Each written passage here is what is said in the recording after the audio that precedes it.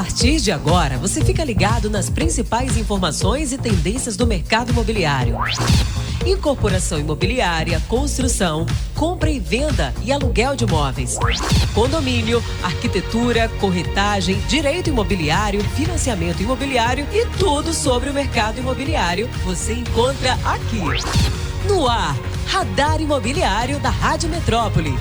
Silva Rocha, Manuel Gomes.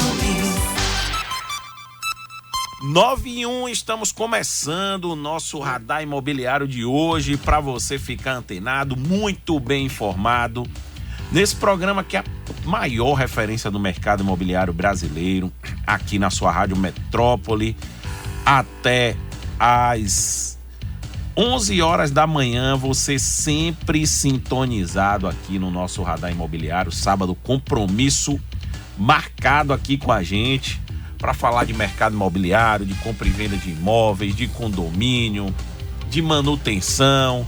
São vários assuntos para a gente falar aqui no nosso Radar Imobiliário aqui de sábado da Rádio Metrópole. Enfim, além do nosso Radar Imobiliário aqui do sábado, a gente passa a semana inteira muito bem informado através de nossas redes sociais. Quer ficar conectado com o mercado imobiliário? Siga o Radar Imobiliário nas redes sociais, Instagram, Twitter e Facebook. Se inscreva também no canal do Radar Imobiliário no YouTube. É isso aí, também acesse aí o nosso Radar Imobiliário no YouTube. É o primeiro canal que aparece, se inscreve no nosso canal, também o nosso Instagram, radar.i, o nosso Facebook, Radar Imobiliário, e o nosso Twitter, Radar Imob. Além disso, tem o nosso portal que você acompanha todas as notícias, todas as informações, portal radarimobiliario.com.br. A startup brasileira cria ChatGPT para o setor imobiliário. Cofés e Sebrae se unem para capacitar milhares de corretores de imóveis no país. A Construção Civil, mais uma vez, mês de abril, gerou 20 mil empregos diretos. Enfim, muitas informações no nosso portal radarimobiliario.com.br. Informação importante aqui, a comissão mista aprova MP do Minha Casa Minha Vida. Então, alguns benefícios que vão chegar aí também. É importante que todos saibam. Além dessa vez, o Minha Casa Minha Vida não vai ser operado somente pela Caixa Econômica. Os bancos privados também vão poder operar o Minha Casa Minha Vida, pelo menos é o que tem até então no relatório da comissão no Congresso. Então, também vai poder operar, vai ter possibilidade de energia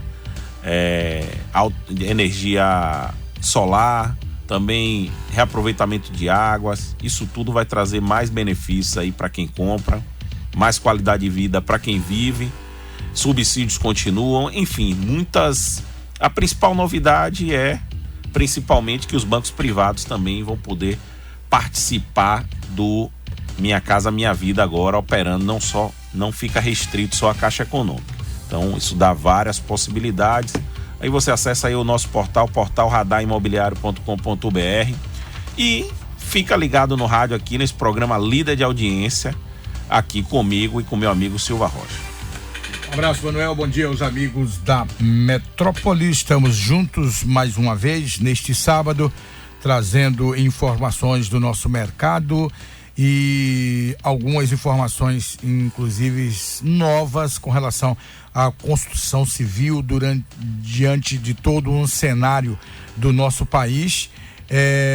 Notícias vindas da capital central, lá de Brasília, que algumas modificações tendem a serem introduzidas para novamente, mais uma vez, de novo, nós temos, diríamos assim, alavancado esse trabalho que em todo o Brasil ele tem um olhar, diríamos assim, de mais cuidado, que é um mercado que está sempre em alta e sempre buscando novas ideias e serem aprimorados. Hoje, o nosso Antônio Carlos da ACT vem com o seu crédito imobiliário, você vai saber tomar conhecimento como estão as taxas dos bancos, as possibilidades de financiamento, de home equity, enfim, tudo isso a partir de agora no nosso Radar Imobiliário. Agosto está chegando, mas um aniversário desse programa, estaremos completando 9 anos nesse convívio com o nosso ouvinte todos os sábados de 9 às 11 aqui na Metrópole. É isso aí, Rocha. Tem muita gente participando, minha amiga Carla Sabac aqui sintonizada, minha irmã Luciana também sintonizada,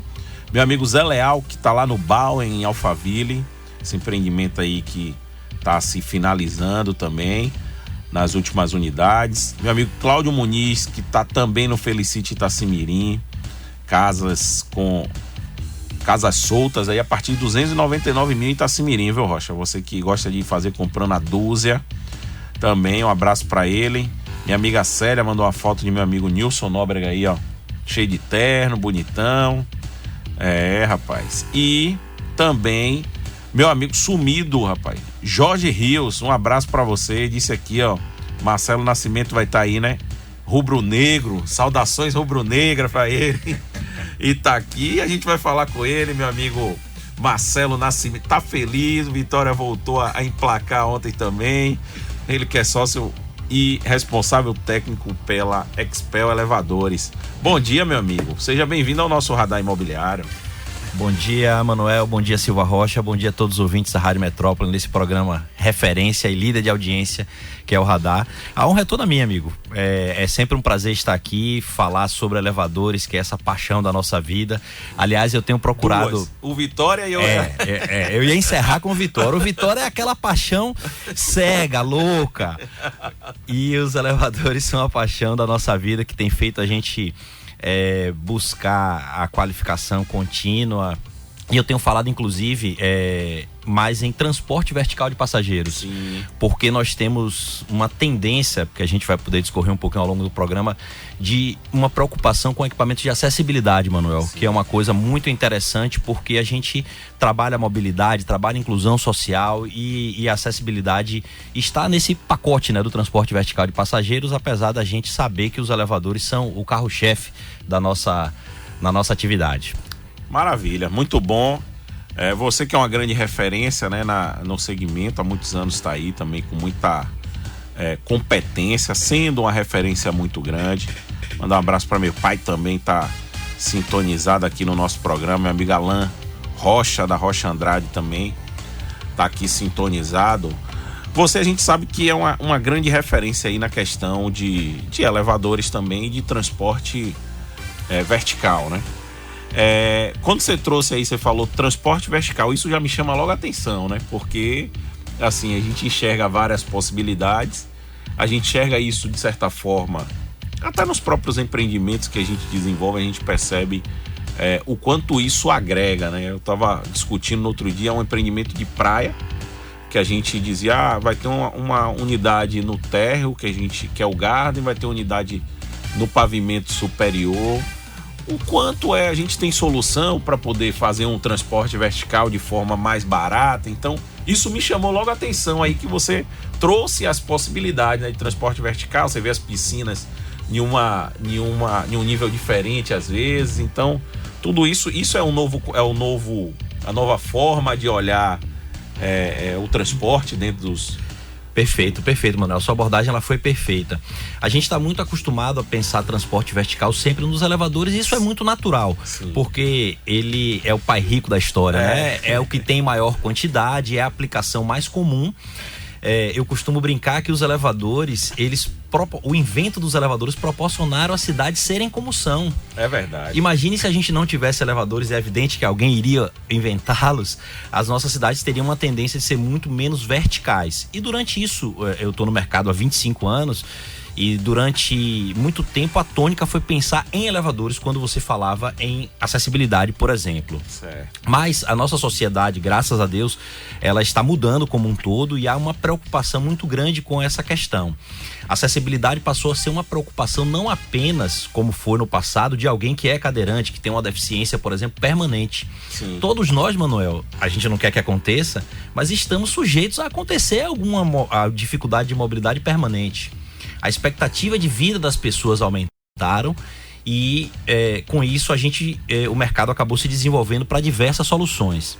Então hoje você tem plataformas elevatórias, que são equipamentos mais simples, com custo menor, que requerem menor espaço, menor demanda elétrica, para atender justamente até 4 metros essa questão de acessibilidade.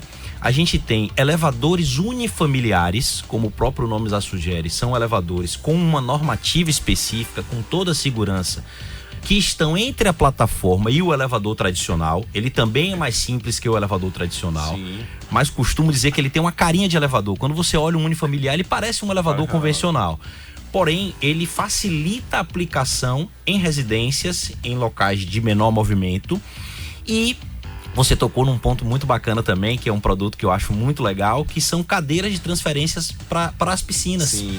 Que possibilitam não só uma atividade de reabilitação mais adequada, isso já tem sido muito comum em clínicas de hidroterapia, clínicas de fisioterapia, como porém no próprio lazer. Isso. Por que não o condomínio dispor de uma cadeira de transferência para a piscina para uma pessoa que tenha uma mobilidade poder usufruir da sua piscina do seu condomínio? É verdade. Então você observa que rapidamente aqui a gente passou por um portfólio muito, muito completo e na frente a gente pode falar mais um pouquinho. Os próprios elevadores, eles têm hoje requerimentos de acessibilidade muito mais rigorosos. Sim, muito bom. Eu me lembrei aqui de Juninho. O Juninho foi até jogador do Bahia e depois foi pro Japão, tal, virou ídolo, e eu fui na casa dele um dia para resolver uma questão ligada ao mercado imobiliário mesmo. Quando eu chego na casa dele, ele tinha um elevador na casa, né, 2 andares e tal. Eu falei para ele, rapaz, um elevador, uma casa de 2 andares. Parece estranho, né? Parece estranho, né? Então, só que o elevador dele era realmente um elevador daquele tradicional. Ele já tinha 15 anos com a casa construída. E hoje a gente tem solução muito mais em conta, né? Sim. Do que realmente ter o elevador, que é exatamente esse que você... Sim, perfeitamente. Que você trouxe. E funcional, né? Exatamente. Isso que é uma coisa muito importante destacar, Manuel. Quando a gente fala mais em conta, não é uma preocupação apenas de ser mais barato. São equipamentos que têm normas técnicas da ABNT extremamente rigorosas, sim, construídos com toda a segurança para atender aquela demanda específica. Então, que bom que é mais em conta, porque permite que mais pessoas comprem, mas o fato de ser mais em conta está muito mais ligado ao equipamento se adaptar melhor à realidade. Então você não precisa colocar um elevador convencional, mesmo que você coloque numa casa gigante, você fica lá com aquele... Pois é, e que você tem uma questão de uso reduzido, que isso é uma coisa é um parâmetro técnico muito importante para nós. A quantidade de partidas que o equipamento tende a dar por minuto. Então, quanto mais partidas, evidentemente, mais pré-requisitos ele tem. Um elevador unifamiliar não tem normalmente essa utilização tão intensa. Então, o requerimento de equipamento mais simples não tem nada a ver com a segurança. Eu diria até ao contrário, ele é tão seguro ou até mais seguro do que um elevador tradicional. Eu ouço todo mundo falar que elevador é o meio de transporte mais seguro que existe. E claro. Olha, assim, ó, o equipamento, ele é composto de uma quantidade de seguranças muito grandes. Evidentemente que um trabalho de manutenção efetivo é que vai garantir que um bom equipamento ele se mantenha seguro. Mas o que nos arvora a falar isso é uma análise da quantidade de acidentes e a quantidade de equipamentos que existem. Sim. Então, eu até brinco que a fonte dessa informação sou eu mesmo. Então, ninguém me pergunta onde foi que eu vi isso. Mas existem dados que dizem que os elevadores do mundo transportam toda a população em 3 dias. E se a gente prestar atenção em como são as nossas metrópoles hoje, a gente percebe que tem muitos elevadores. Tem. E comparado com outros, porque o equipamento é um equipamento de transporte, tá? Vamos entender o elevador como equipamento de transporte. Se você comparar com outros, avião, carro, moto, você vai perceber que a quantidade de acidentes é infinitamente menor. Então isso nos leva a crer que, a afirmar que o elevador é o equipamento mais seguro do mundo. Porém, ele precisa ter manutenção adequada como todo e qualquer outro equipamento. É verdade.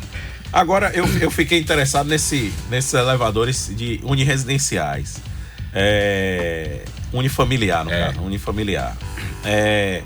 Quando a gente vai, você normalmente se exige, porque você botar um elevador, realmente você tem que ter uma estrutura ali de alvenaria, um negócio. Esse elevador, como é o formato dele? Qual é a estrutura que precisa para a instalação dele? Quando você olhar a cabina, Manuel, você não vai sentir muita diferença em relação ao elevador tradicional. Certo. Né? Eu estou falando no aspecto construtivo. Certo. Os pré-requisitos principais que fazem o elevador unifamiliar ele ser mais acessível é um requerimento de poço menor. Então, muitas vezes, quando você vai construir uma casa, você nem sempre tem condição de cavar, como você faz num prédio. A construtora, se tiver um problema, por exemplo, de uma área alagada, ela tem toda uma estrutura para poder fazer impermeabilização e tal. Sim. Então, você no Socar Residência vai ter mais dificuldade com isso. Com certeza. Então, só para dar algum dado, tá? Lembrando que tudo aqui precisa de validação técnica do projeto específico. Mas, via de regra, o poço de um elevador é 1,30 m. Eu consigo colocar um unifamiliar com 50 de poço. Então, observe a diferença do pré-requisito que você vai precisar. Elevador dificilmente vai ter uma última altura, que seria a distância da soleira do último pavimento até a laje ou próximo obstáculo, digamos assim, no último pavimento. Um elevador eu vou precisar de 3,600 nos melhores projetos, ou 3,60 m nos melhores projetos. O mais comum é a partir de 3,80 m. Eu consigo o elevador unifamiliar com 2,90 até um pouco menos. Então você precisa de uma construção menor. Até com o teto rebaixado dá para fazer, né? Até ir terminando pelo próprio tamanho da cabina, que ela tem uma previsão de 3 passageiros, normalmente cadeira e acompanhante. Esse espaço da cabina, ele é previsto para uma cadeira com acompanhante, já com uma previsão de enquanto você tiver autonomia, você pode usar o elevador sozinho, e quando você perder essa autonomia, alguém pode te levar no elevador. Então você tem um poço menor, última altura menor e uma caixa de corrida menor, mais facilmente adequável a uma residência, sem você perder tanto espaço. E a gente faz muito isso em reforma, tá, Manuel? Sim. Porque às vezes as pessoas ficam pensando muito que minha casa tá pronta. Óbvio que quando é no projeto é muito melhor, muito mais fácil. Mas não significa dizer que a gente não consiga buscar a solução para empreendimentos existentes. E muitas vezes é possível. Isso é bacana. Agora, gira em torno de preço aí desse elevador, mais ou menos aproximadamente. Quando eu ouço essa pergunta, normalmente, Rocha, eu pergunto assim, quanto custa um carro? Aí o cara me devolve, mas que carro é? Aí tem que saber e tal. O elevador não é diferente, tá? Mas eu não vou fugir da pergunta, não. Eu diria que a gente pode pensar aí alguma coisa em torno de 100 mil, e a depender do que você for. Porque esse elevador pode ter 2, 3, 4 paradas, por exemplo. Certo. Então, automaticamente muda o preço. Mas 150 mil, 100 a 150 mil pra gente dar um ranger. Aí eu tenho que pensar em acabamento. É pintado, é inox. Assim como nos carros, os elevadores também são suscetíveis a ter acessórios.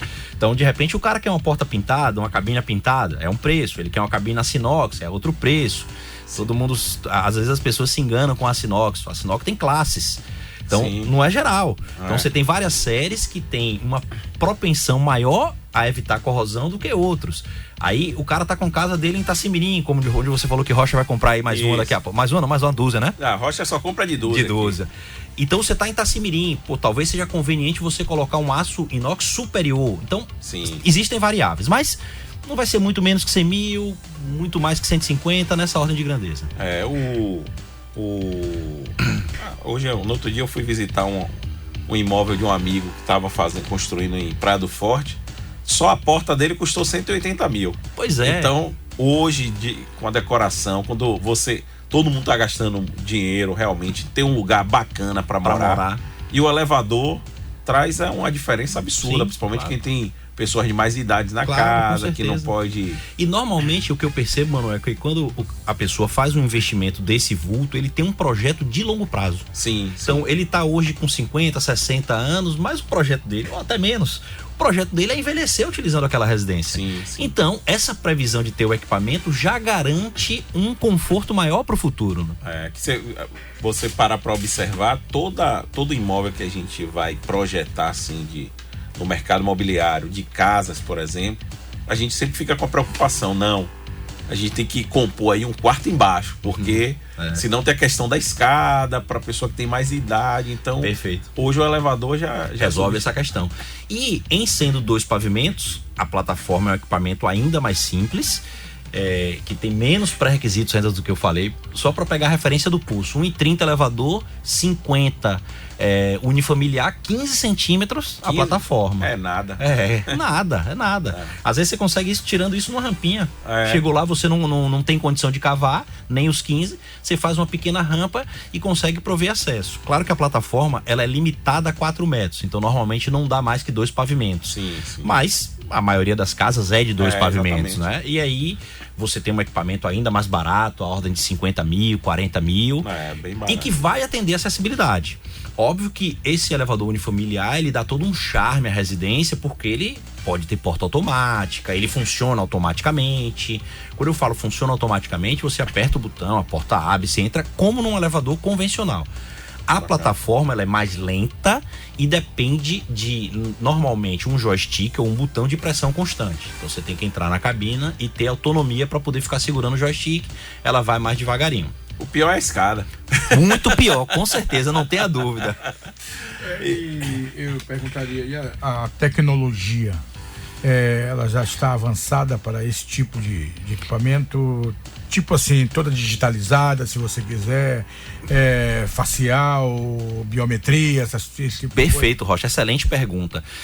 O que permite que a gente chegue a facial é justamente o comando ser eletrônico. Então, em termos de tecnologia de comando, que seria, vamos dizer, o painel de automação, o controle dos equipamentos, eu diria que as placas lógicas, elas são, se não iguais, muito similares aos dos elevadores mais modernos. Muitas vezes, um mesmo fabricante, ele desenvolve comandos para cada linha, óbvio, porque o equipamento é mais simples, ele simplifica, mas a placa principal pode ser a mesma. Isso gera inclusive uma vantagem, porque o seu produto não fica especial, fica um produto de linha. Toda vez que a gente fala em produto de linha, você tem um custo de manutenção mais em conta. Então, eu diria que em termos de tecnologia, principalmente no unifamiliar, você pode incluir tudo que você pode incluir no seu prédio. Acesso por biometria, reconhecimento facial, você tem botões modernos, indicadores de posição modernos, o sistema de portas é idêntico ao de um elevador comercial. Então, a tecnologia é igual, similar. Eu tô tendo cuidado de falar similar, Rocha, porque claro que os equipamentos são diferentes. De repente eu tô com outro colega me ouvindo, mano, e o cara fala, porra, Marcelo tá falando besteira lá na rádio. Similaridade é no sentido de ter as adequações para o produto, mas com a mesma tecnologia embarcada, sabe? São placas todas em SMD, com processadores velozíssimos, que controlam sinais de segurança do equipamento. São equipamentos de alta tecnologia, independente de serem mais simples, como eu tenho repetido. Os equipamentos que hoje vocês utilizam para isso, evidentemente, com a evolução do tempo, diminuiu muito o espaço daqueles equipamentos antigos, né? Perfeito, Rocha, excelente. Hoje, às vezes, a gente consegue, por exemplo, uma outra atividade que a gente faz muito é de reforma, que a gente comumente chama em elevadores de modernização. Sim. São atualizações técnicas e normativas, porque inclusive a norma técnica da ABNT vai evoluindo e a gente também procura evoluir os equipamentos. Eu diria que às vezes a gente consegue utilizar o espaço do armário 1/3 do que era antigamente. Que a gente tinha elevadores com relés, né, que são válvulas, e aí para cada função era uma válvula, os armários enormes. Os caras mais saudosistas como eu ainda gosto de ver esses bichos funcionando, porque os relézinhos vão batendo os contatos, é bonito, já entendeu? pensou se a gente tivesse ainda hoje TV de válvula? Pois é. Mas, assim, você tem um requerimento de espaço, por exemplo, as plataformas dos unifamiliares, às vezes você precisa colocar um armário do lado do elevador, que não vai ter mais que 1 metro por 60, tudo funciona ali. Tudo funciona ali, exatamente, entendeu? Então, o requerimento de espaço, muitas vezes, é muito pequeno para o maquinário. E essa tendência vai para elevador também, tá? Essa tendência vai para elevador também. Hoje a gente tem elevadores que estão ficando cada vez mais populares, que são sem casa de máquinas, que o comando, que era esse armário enorme que eu falei, ele fica no batente da porta. Um comando invisível, você olha a porta, você não consegue perceber, se você olhar direitinho tem uma chavinha ali, você abre o batente e o comando tá todo ali na porta. Então a tecnologia realmente evoluiu muito. Equipamento instalado, qual o tempo para a primeira manutenção? O elevador, Rocha, e qualquer equipamento desse grupo de atividade, ele não pode funcionar sem uma empresa e sem um responsável técnico, tá? É diferente de outros equipamentos que podem ser por demanda. Então, o elevador, ao entrar em operação, a plataforma ao entrar em operação e o unifamiliar ao entrar em operação, precisam ter uma empresa e um responsável técnico para funcionar. Essa empresa deve oferecer, no mínimo, uma manutenção preventiva mensal, que obviamente, no primeiro momento, você tem um requerimento, uma demanda menor, porque o equipamento é novo, mas a empresa precisa oferecer atendimento 24 horas. Porque, por exemplo, esse tempo de chuvas em Salvador, tá todo mundo percebendo como a nossa energia está instável. Isso. Então, uma placa eletrônica, ela tem suas vantagens, mas ela tem lá suas desvantagens. A energia variou, lá tem um sensor que percebe falta, inversão de fase, bloqueia o comando. Opa, tem alguma coisa errada, bloqueia. Só que meu amigo Rocha tá chegando do Barradão, feliz igual a mim ontem, e aí ele ficou preso no equipamento da casa dele. E aí, vai esperar o outro dia? Então, a empresa precisa oferecer um serviço de atendimento técnico 24 horas. Seja plataforma, seja unifamiliar. Então, startou o equipamento, tem que ter contrato. A tendência é que você tenha, óbvio, com um equipamento novo menos problema, mas tem todas essas condições de o que vai garantir a segurança é a manutenção preventiva e uma possível não conformidade, nenhum equipamento está suscetível. E quando eu falo em prédio, essa situação piora, né? Porque imagine que você tem uma população, uma comunidade maior, enfim. Então, colocou em operação, tem que ter uma empresa responsável com um engenheiro responsável. Aquela operação que as empresas fazem. O elevador parou, gente dentro do elevador, aí vem o técnico, ele consegue ir baixando devagarinho. Já é possível o próprio usuário ter um comando, né? Que não um comando eletrônico e tudo, que ele possa ir acionando para o equipamento ir descendo aos pouquinhos, como faz o técnico? Não, Rocha, na verdade há uma vedação normativa quanto a essa operação. A norma define que ou o Corpo de Bombeiros, a norma técnica sempre é a BNT, tá? Ou o Corpo de Bombeiros ou a empresa de manutenção é que é responsável por fazer o resgate. Assim, eu sei que existe, vou chamar de mito, uma preocupação muito grande com o elevador voltar a funcionar, desmagar e tudo. E eu tô chamando de mito porque essa possibilidade é muito rara. Mas no procedimento de resgate, você tem a abertura manual da porta e você pode se deparar com vãos. O elevador pode estar mais acima, mais abaixo, ou nem estar naquele andar. Eu costumo dizer, às vezes o cliente fala para mim assim, Marcelo, mas eu olhei, estava marcando 5º andar. Eu sempre respondo que aquilo é um sensor, Rocha. Os sensores podem falhar. Pode falhar. E aí as tragédias acontecem justamente naquele 0,001%, né? É verdade. Então, o condomínio, ele nunca deve fazer o resgate. O que é que eu recomendo aos meus clientes? Trabalhe a questão emocional. Isso. Já ligou para a empresa? Avisa o passageiro, se puder ficar alguém na porta ou pelo interfone, para poder acalmar a pessoa e informar que a empresa está em deslocamento. Agora, o que está ocorrendo é uma tendência da gente criar sistemas de resgate automático. Infelizmente hoje, como toda tecnologia pioneira, ela ainda é, aos meus olhos, inviável, é caro, mas é como se fosse um no-break grandão, que ao perceber falta de energia, por exemplo, ele vai alimentar o elevador para fazer esse movimento gradativo, parar nivelado e soltar o passageiro. Entendi. Isso é bacana. É. Agora, existe aquela, quando para entre um andar, que normalmente quando para, ele não para exatamente. É muita sorte, né? É se muita parar sorte, certinho, né? Parar certinho. Ele sempre fica um desnível, sempre fica em uma diferença. E sempre todo mundo vem e fala, não pode vir, não pode sair, porque o risco é o elevador acionar quando a pessoa estiver saindo. O risco é esse mesmo?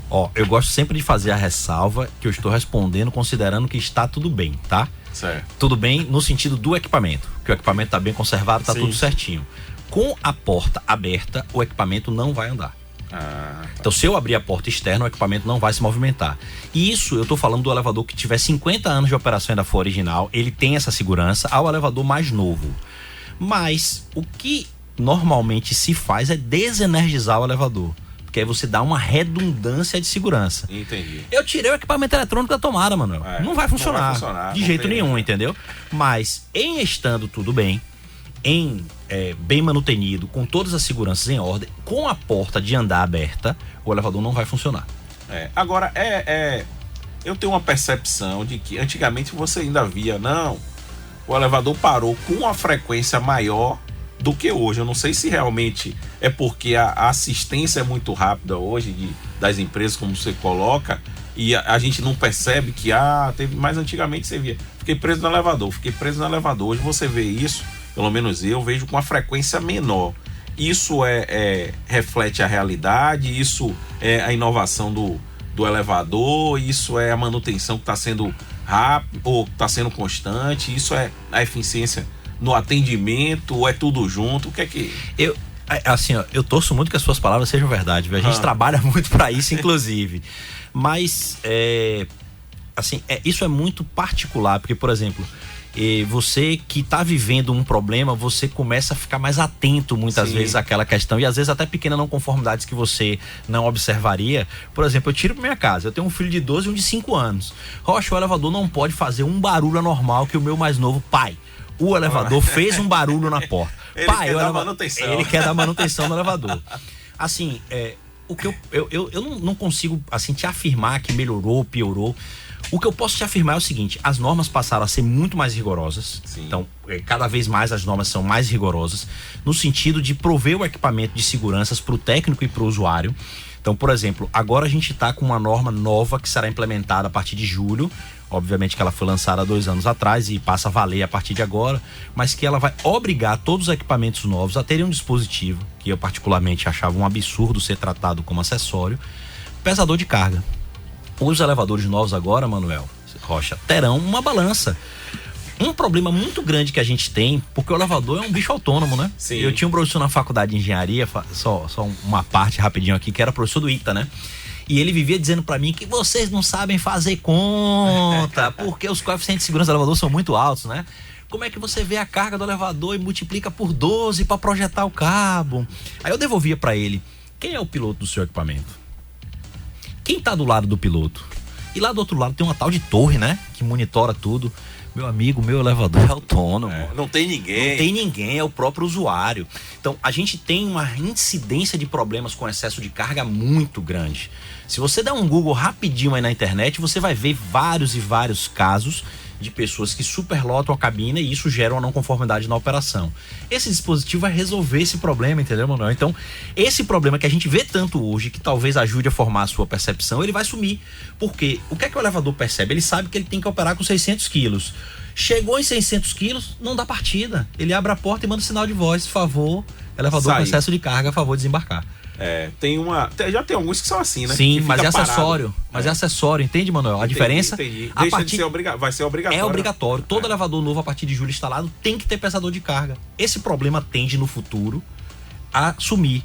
Eu, como engenheiro de manutenção, o que é que faço? Chego no meu cliente: obrigado. Você não é obrigado a comprar, mas pense, se a norma, eu costumo chamar os velhinhos da BNT, se os velhinhos da BNT sentaram lá e perceberam que isso tem que melhorar, por que a gente não vai fazer aqui? Então, eu acredito que para os próximos anos, por mais que demore, esse problema, por exemplo, vai sumir. Aí começa a modernização, exatamente, a atualização, e você tem um ganho que acaba na percepção que você expressou há pouco. Que hoje entrar você, Silva Rocha e Caio, o elevador não sai do lugar, se tiver a carga do cabo mesmo, o que deve ser, Caio. E tem uma coisa interessante, você tocou, um assunto vai lembrando o outro, as pessoas fazem uma certa confusão com isso, né? Porque às vezes a pessoa fala: era para 6 pessoas o elevador, Marcelo, só tinha 5. Só que o equipamento não entende pessoas, ele entende carga. Ele dá um peso médio, né? E a norma criou um peso médio que é de 75 quilos, mano. Então diminua. Eu não conheço quase ninguém com 75 quilos. Então, às vezes, você tá com 5 pessoas na cabine e já tá com excesso de carga, que era para 6, entendeu? A única pessoa que tem 75 quilos é Jorge Rios, que faz crossfit 7 dias na semana. O homem tá que tá. Bom, vamos no intervalo, já a gente volta aqui com mais informação para você. Você está ouvindo Radar Imobiliário da Rádio Metrópole.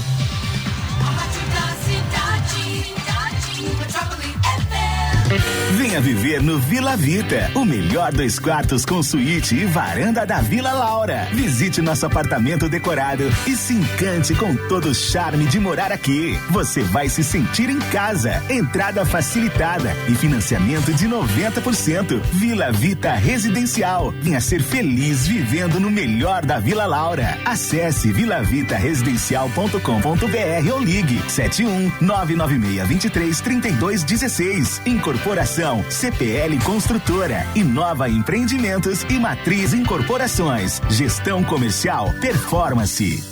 Fala, dona Influência. O paredão de São João do Baianão tá estourado. Caixa de som Mondial 250 watts de R$ 399,90 por apenas R$ 299,90 à vista ou em 12 vezes de R$ 29,90. É parcela que cabe no seu bolso. Caixa de som Manvox 1.300 watts por apenas R$ 1.164 à vista ou em 12 vezes sem juros de R$ 97,00. Eu falei, 12 vezes sem juros. É som de paredão, viu? São João sem comparação é no Baianão.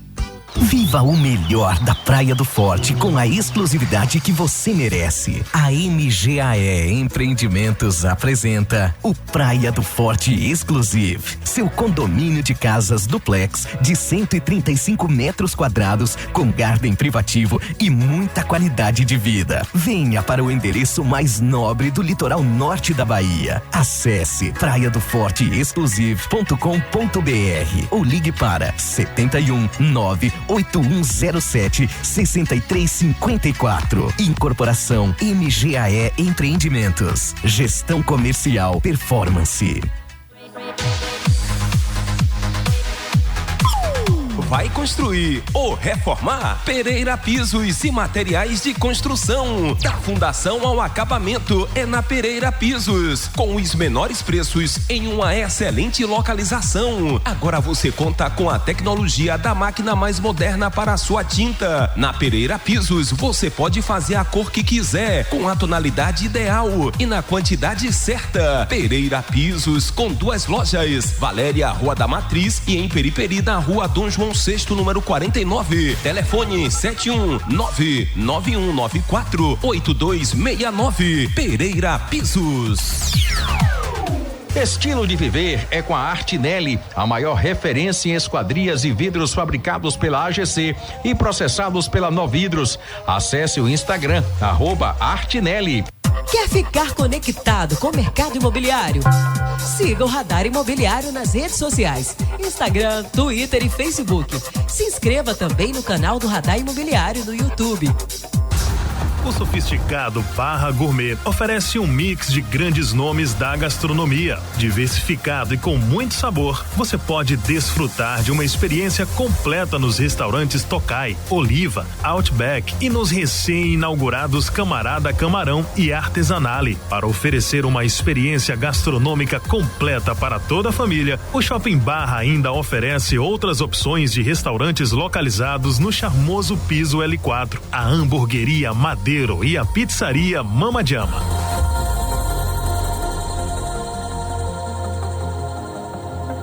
Venha morar no melhor de Lauro de Freitas, Boulevard Parque Residencial, o seu 2 quartos com suíte em frente ao Parque Shopping Bahia. Próximo às melhores praias, estação de metrô, serviços e comércio. Você e sua família em um condomínio com piscina, espaço gourmet com churrasqueira e espaço zen. Sua família merece viver o melhor de Lauro de Freitas. Acesse boulevardparqueresidencial.com.br ou ligue para 71996233216. Incorporação Distacol, Gestão Comercial Performance.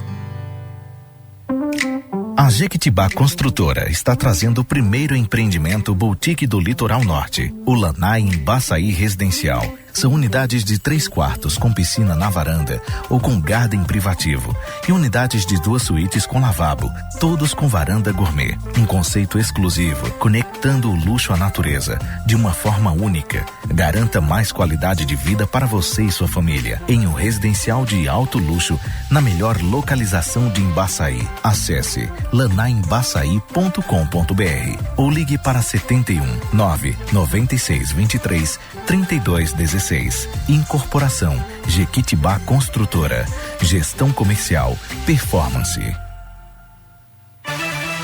Tríade, tapete Santa Mônica e persianas Hunter Douglas. Visite nossa loja na Alameda das Espatódias, número 71, Caminho das Árvores, ou acesse o Instagram @Tríadeoficial.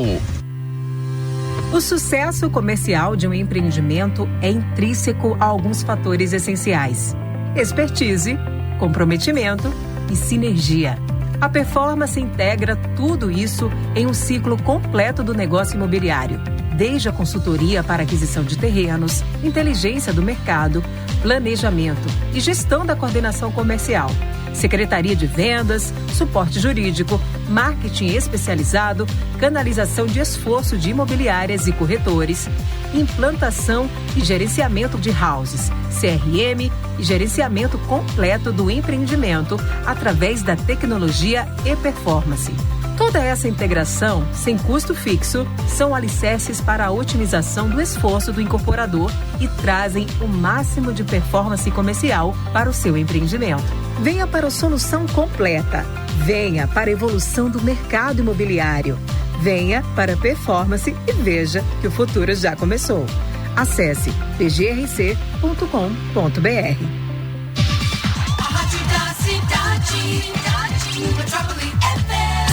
Você está ouvindo Radar Imobiliário da Rádio Metrópole. Silva Rocha, Manuel Gomes.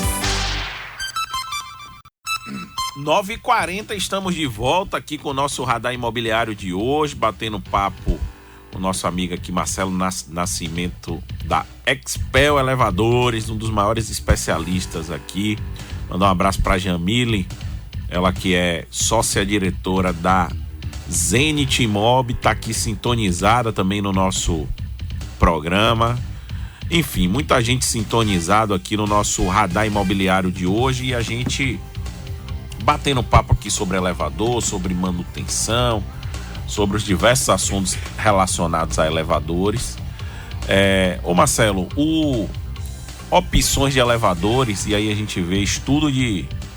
Aí quando a gente vai projetar, fazer desenvolvimento imobiliário, estudo de carga, estudo de fluxo de pessoas. Cálculo de tráfego.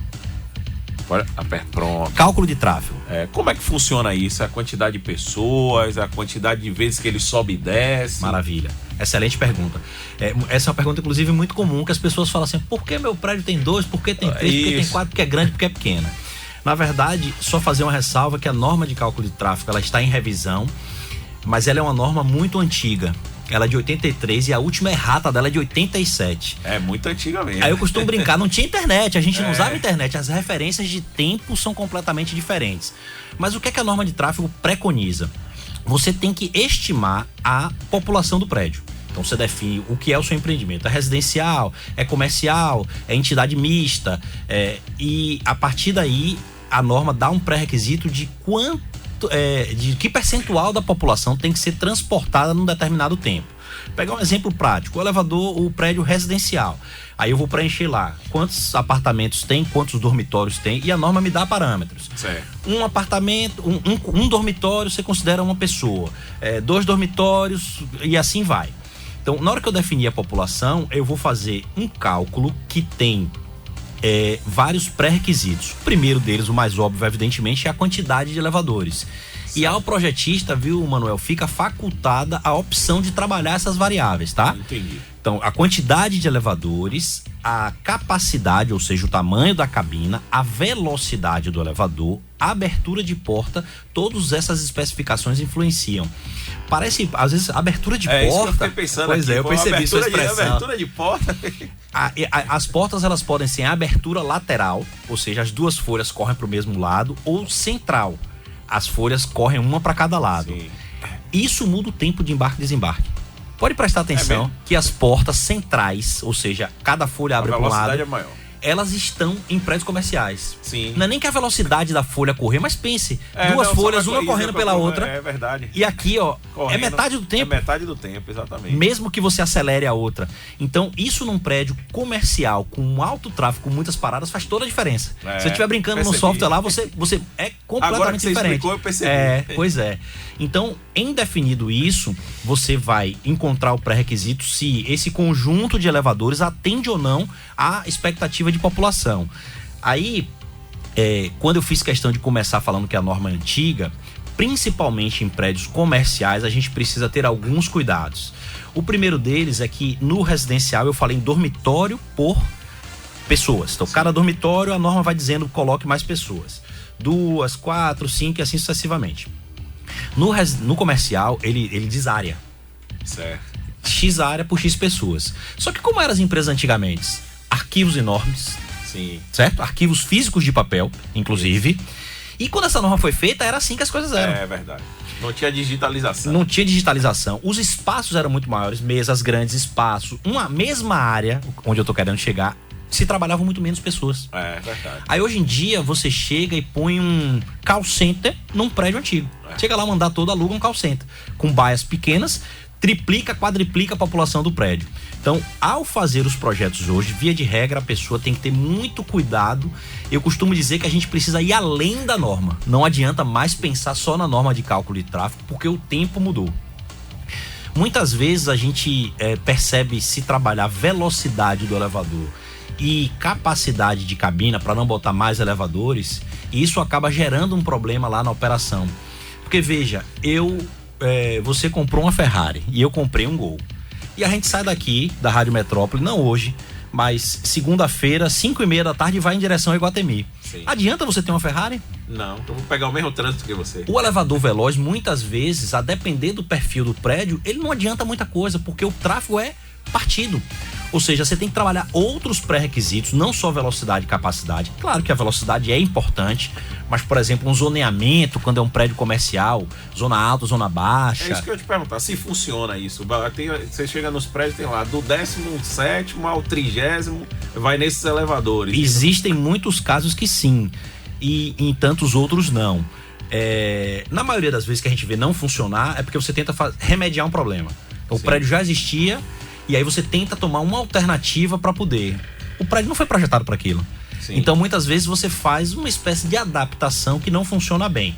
Mas em sendo feito de uma maneira adequada ou com as condições adequadas, normalmente funciona porque você usa o pré-requisito que eu acabei de falar de velocidade. Entendi. Quando você pôs zona alta, você permite que o elevador percorra a sua velocidade máxima para atingir mais rapidamente os andares mais altos. Sim, bacana, é verdade. Agora tem um outro, a gente vê agora os prédios comerciais, principalmente os mais modernos, que você, o controle tá do lado de fora, aí você digita o seu andar, bota o confirmar lá e ele te diz, pega o elevador A5, e aí você vai lá pegar o elevador, ali ajuda na questão de consumo, de manutenção, porque ele traz o elevador que está mais próximo, ou que já está no fluxo de descida. Como é que funciona aquilo? A antecipação do destino de chamada, né? Ou seja, você vai indicar para onde você vai já no pavimento, é uma espécie de evolução do comando em grupo. Normalmente em comercial a gente tinha menos botões, né? Aperta o botão e não escolhe qual elevador a gente quer ir. Esse sistema é um sistema que é uma evolução disso. Outro dia, um amigo meu, Inálvaro Soares, diretor do IBAP Bahia, profissional especialista em inspeções, um abraço, meu amigo. Ele me contou que foi na Sedu e aí saiu atrasado. O elevador abriu a porta, a pessoa entrou, ele entrou junto com a porta, fechou e passou. O pior que a gente faz isso. Não tem. Só pro ouvinte acompanhar o nosso raciocínio, esse sistema, ele tem um totem em todos os pavimentos que você diz qual andar você deseja ir, ele indica qual é o elevador e na parte interna da cabina não tem botões.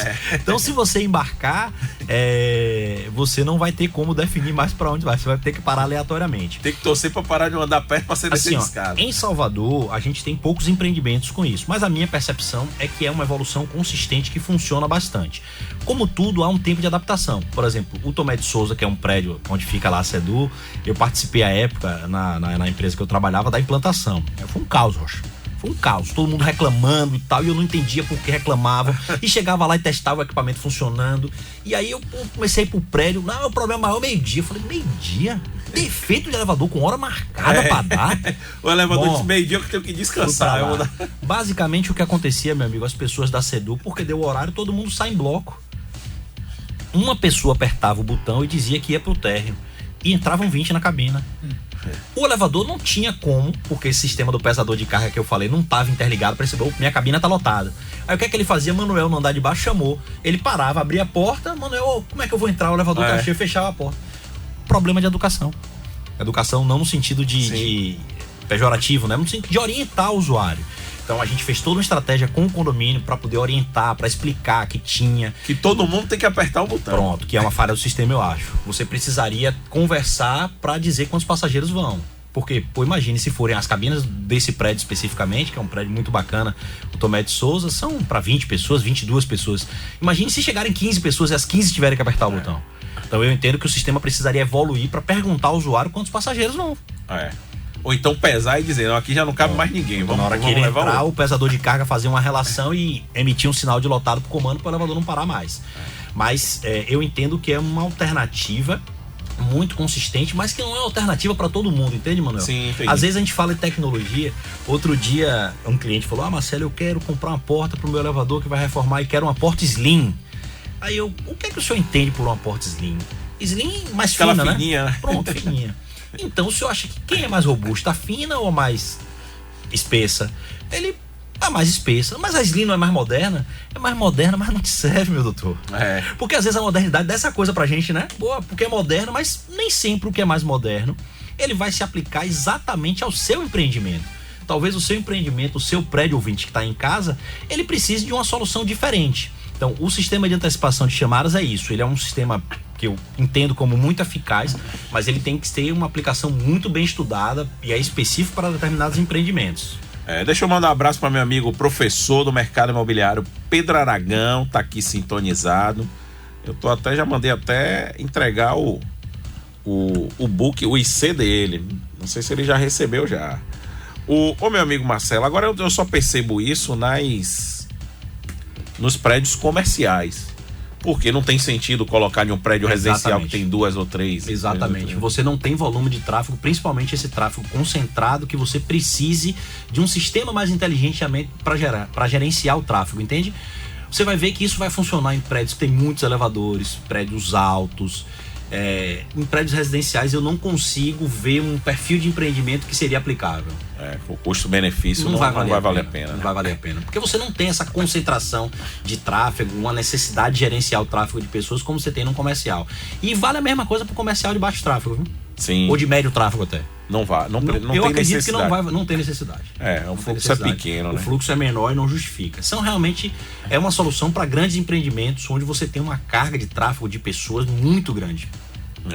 Os elevadores, o elevador ele tem um consumo elevado de energia ou hoje a tecnologia mudou? Hoje você tem também a questão da energia solar, né, que você tem a compensação. Como é que funciona? Isso é mito? Isso é... Comparando com os elevadores antigos, sei lá, de 2 décadas atrás, os elevadores de hoje são muito mais eficientes.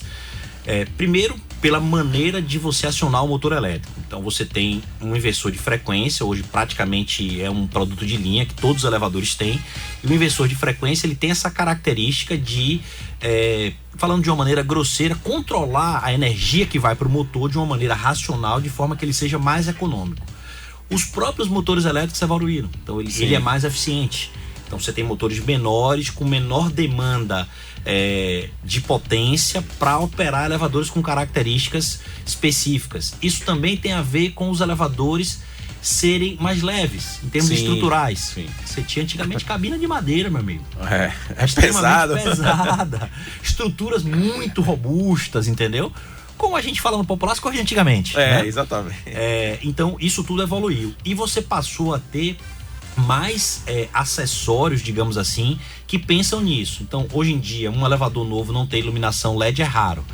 Você tem sistemas que desligam a iluminação com o elevador em inatividade. Bacana. Então, porque se você pensar no residencial, por exemplo, o tempo de inatividade é muito maior. Muito grande. E a iluminação da cabina tá lá. A madrugada quase toda fica desligada. Marcelo, mas a iluminação já é LED, consome pouco. Mas é pouco, Rocha. 7 dias por semana, 365 dias por ano.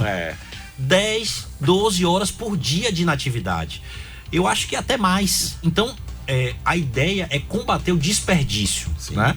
Aí você tem sistemas de portas também menos robustos, que usam motores que consomem menos, com menos potência. Você tem a possibilidade hoje de alguns equipamentos eletrônicos, além da iluminação, desligarem. A mesma coisa que eu falei da lâmpada vale para o indicador, que marca onde o elevador está. Ele fica ali também ligado 7 dias, 24 horas. Então, num tempo de inatividade, hoje já tem softwares que permitem que ele desligue o indicador. Ele descansa. É quando você aperta o botão, ele de novo entra em operação. Então, mudou desde o conceito do comando ao motor elétrico, à estrutura das cabinas que requerem menos potência, ao sistema de portas, aos indicadores. Então, tudo pensado para economizar energia. Agora, se nós pensarmos no empreendimento como um todo, então agora esqueça tudo que eu falei, elevador com elevador, e vamos pensar no empreendimento. Ainda é um dos equipamentos que tem um consumo mais representativo do equipamento. Então tudo que o condomínio possa fazer no sentido de, e aí eu não estou falando exatamente de desligar o elevador, mas campanhas educativas, sistemas para poder evitar que chamem os dois, por exemplo, para evitar o consumo desnecessário do elevador, você vai estar colaborando para consumir menos energia. Que normalmente as pessoas querem apertar todos, né? Vamos ver o que é que chega primeiro. Mesmo tendo o indicador mostrando onde o elevador está. É interessante esse... Mas tem também aquele prédio que você só aperta o seu andar. Quando o elevador abre, você já sai na sua varanda. Sim, né? sim. Então você não... Se você apertar outro, não vai. Sim. É exatamente esses sistemas que eu tô falando de bloqueio. Por exemplo, você pode ter um bloqueio dentro do prédio, pode ser por senha, pode ser por biometria, pode ser por cartão, por tag, por reconhecimento facial. Já tem um sistema agora de reconhecimento facial. Que você pode, por exemplo, Rocha, mandar um QR Code pro seu visitante, o cara vai chegar lá, botar no elevador e vai permitir o acesso para o seu pavimento exclusivamente.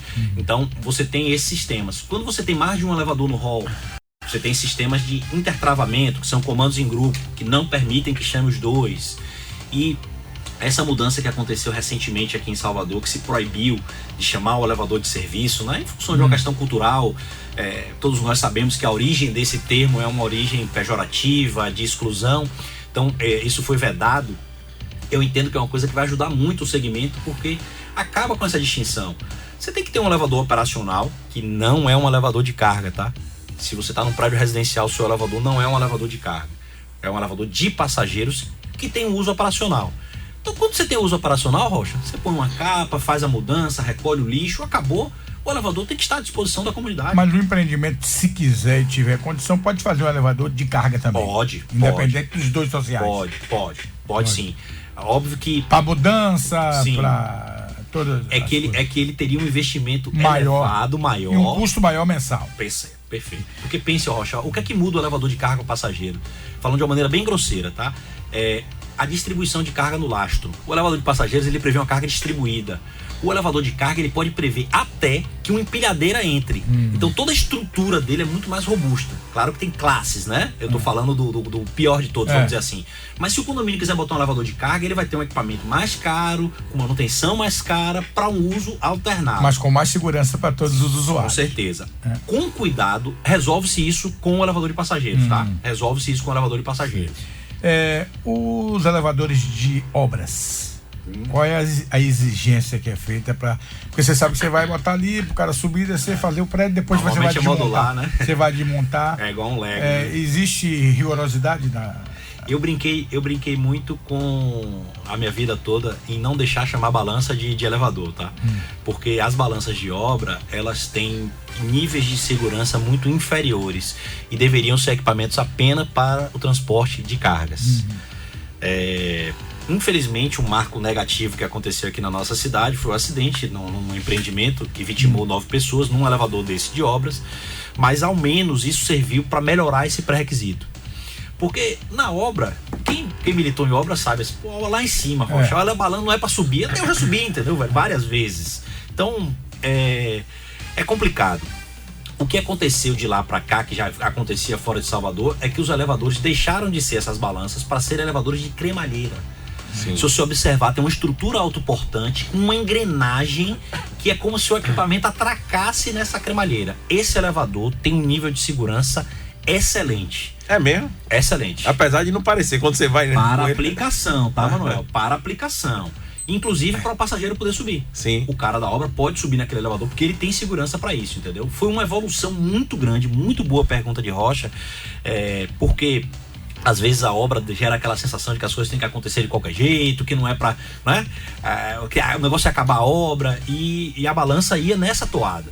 O elevador de cremalheira, ele é um elevador extremamente seguro para essa aplicação. E tem uma facilidade, obviamente, é mais caro, requer mais manutenção, não dá para ficar como ficava com as balanças, mas ele tem uma vantagem de ser autoportante, Rocha.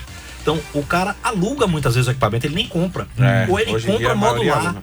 Ele vai e faz um prédio de 12 andares, o equipamento modula, vai a 12. Agora, se ele fizer um de 20 amanhã, ele continua modulando e vai atender a 20. Então, é um elevador que parece aos olhos ser rudimentar, mas é muito seguro e tem um nível de tecnologia mais na área mecânica, digamos assim, muito interessante pelo fato de ser modular, dele ser reutilizado. Agora, óbvio, a manutenção daquele elevador é mais cara do que um elevador de passageiros, Rocha, só pra você ter uma ideia. Porque ele requer um cuidado muito grande, principalmente por essa coisa de monta e desmonta e pelo reuso. Sim. Porque o elevador do prédio a gente põe lá, pronto, condição de operação, vamos embora.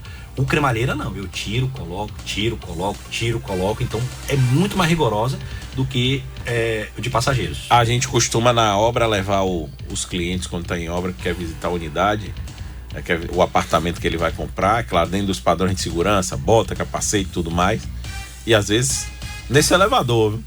E todo mundo sempre, a gente, como é quem não tá dentro da engenharia, o engenheiro diz, não, pode ficar tranquilo. E a gente fica, rapaz, e aí? Bota o cliente, aí o cliente chega lá, já começa a ver, quando dá um tombo de chegada no andar, então, é um negócio que fica. Mas segurança é desconfortável. O controle dele é diferente, mas segurança tem. Maravilha. Meu amigo Marcelo, primeiro agradecer aí sua participação aqui, com certeza é uma grande referência. Você vê que a gente pergunta de tudo aqui. A gente pergunta de tudo aqui, você não tem conversa, é isso, é aquilo. E pra gente é muito bom aqui ter as informações e parabéns pelo trabalho, realmente é um trabalho excepcional, de muita qualidade. Obrigado. Queria agradecer e que você deixasse aí também os contatos da empresa e tudo mais. Opa, muito obrigado, Manuel, pelo convite, muito obrigado, Rocha, toda a equipe do Radar, é sempre uma honra estar aqui e sempre que precisar estarei à disposição. Você tem lá o Instagram da Expel, né, que é @expelelevadores, o telefone 3383-1165, o e-mail expel@expelelevadores.com.br. Expel é X, P de pato, E de elefante, L de Luzia, e a gente está à disposição, sempre que precisar. Queria mandar um abraço aqui para o meu primeiro chefe, o engenheiro Rogério Horta, que está aqui me ouvindo, dizendo que eu estou de parabéns. Tive bom professor, doutor Rogério. Aí, ó. Agradecer aqui a Ranulfo também pela audiência síndica do Príncipe de Gales e um abraço a todos os ouvintes que nos prestigiaram. É isso aí, um grande abraço para você, obrigado. Vamos no intervalo, já a gente volta. Você está ouvindo Radar Imobiliário da Rádio Metrópole.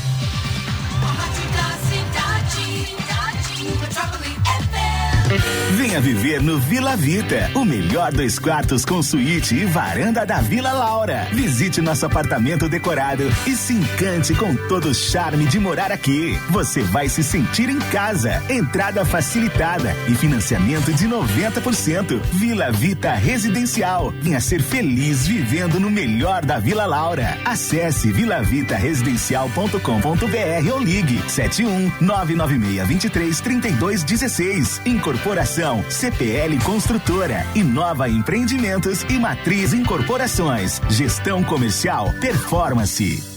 Viva o melhor da Praia do Forte com a exclusividade que você merece. A MGAE Empreendimentos apresenta o Praia do Forte Exclusive, seu condomínio de casas duplex de 135 metros quadrados com garden privativo e muita qualidade de vida. Venha para o endereço mais nobre do litoral norte da Bahia. Acesse praiadoforteexclusive.com.br ou ligue para 71981076354. Incorporação MGAE Empreendimentos. Gestão Comercial Performance. Vai construir ou reformar? Pereira Pisos e Materiais de Construção. Da fundação ao acabamento é na Pereira Pisos. Com os menores preços em uma excelente localização. Agora você conta com a tecnologia da máquina mais moderna para a sua tinta. Na Pereira Pisos você pode fazer a cor que quiser, com a tonalidade ideal e na quantidade certa. Pereira Pisos, com 2 lojas. Valéria, Rua da Matriz, e em Periperi, na Rua Dom João VI, número 49. Telefone 71991948269. Pereira Pisos. Estilo de viver é com a Artinelli, a maior referência em esquadrias e vidros fabricados pela AGC e processados pela Novidros. Acesse o Instagram, @Artinelli. Quer ficar conectado com o mercado imobiliário? Siga o Radar Imobiliário nas redes sociais, Instagram, Twitter e Facebook. Se inscreva também no canal do Radar Imobiliário no YouTube. O sofisticado Barra Gourmet oferece um mix de grandes nomes da gastronomia. Diversificado e com muito sabor, você pode desfrutar de uma experiência completa nos restaurantes Tokai, Oliva, Outback e nos recém-inaugurados Camarada Camarão e Artesanale. Para oferecer uma experiência gastronômica completa para toda a família, o Shopping Barra ainda oferece outras opções de restaurantes localizados no charmoso piso L4, a hamburgueria Madeira e a pizzaria Mama Jama.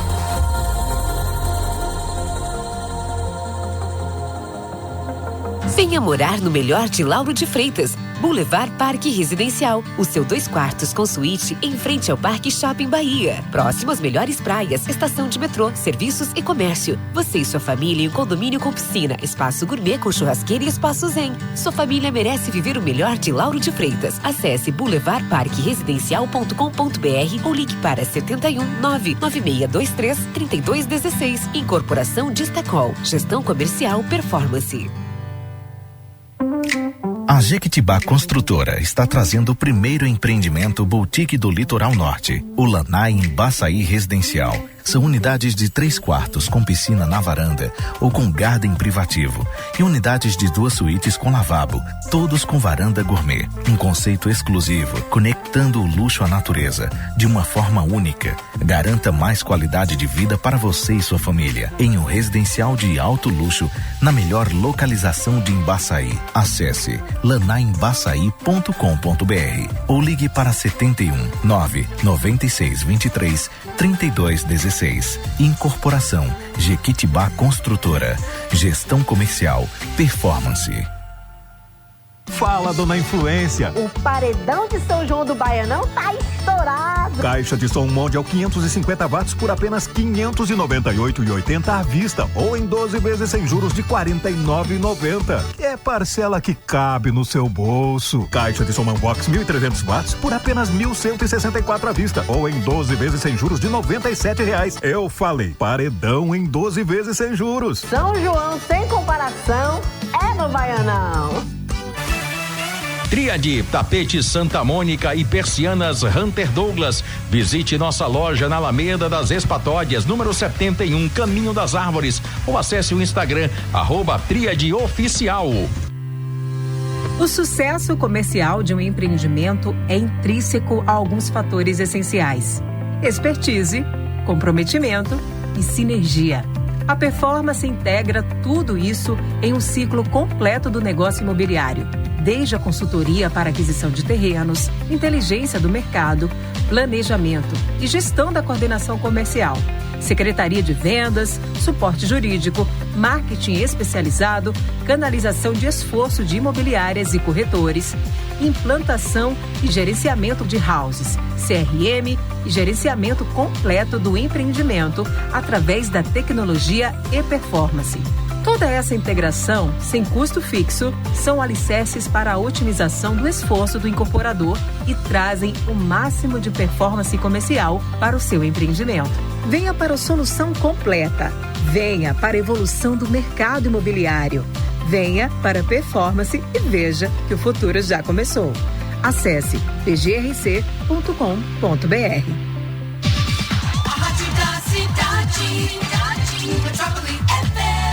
ZYC 296, 101.3, Metrópole FM, a rádio da cidade. Metrópole FM.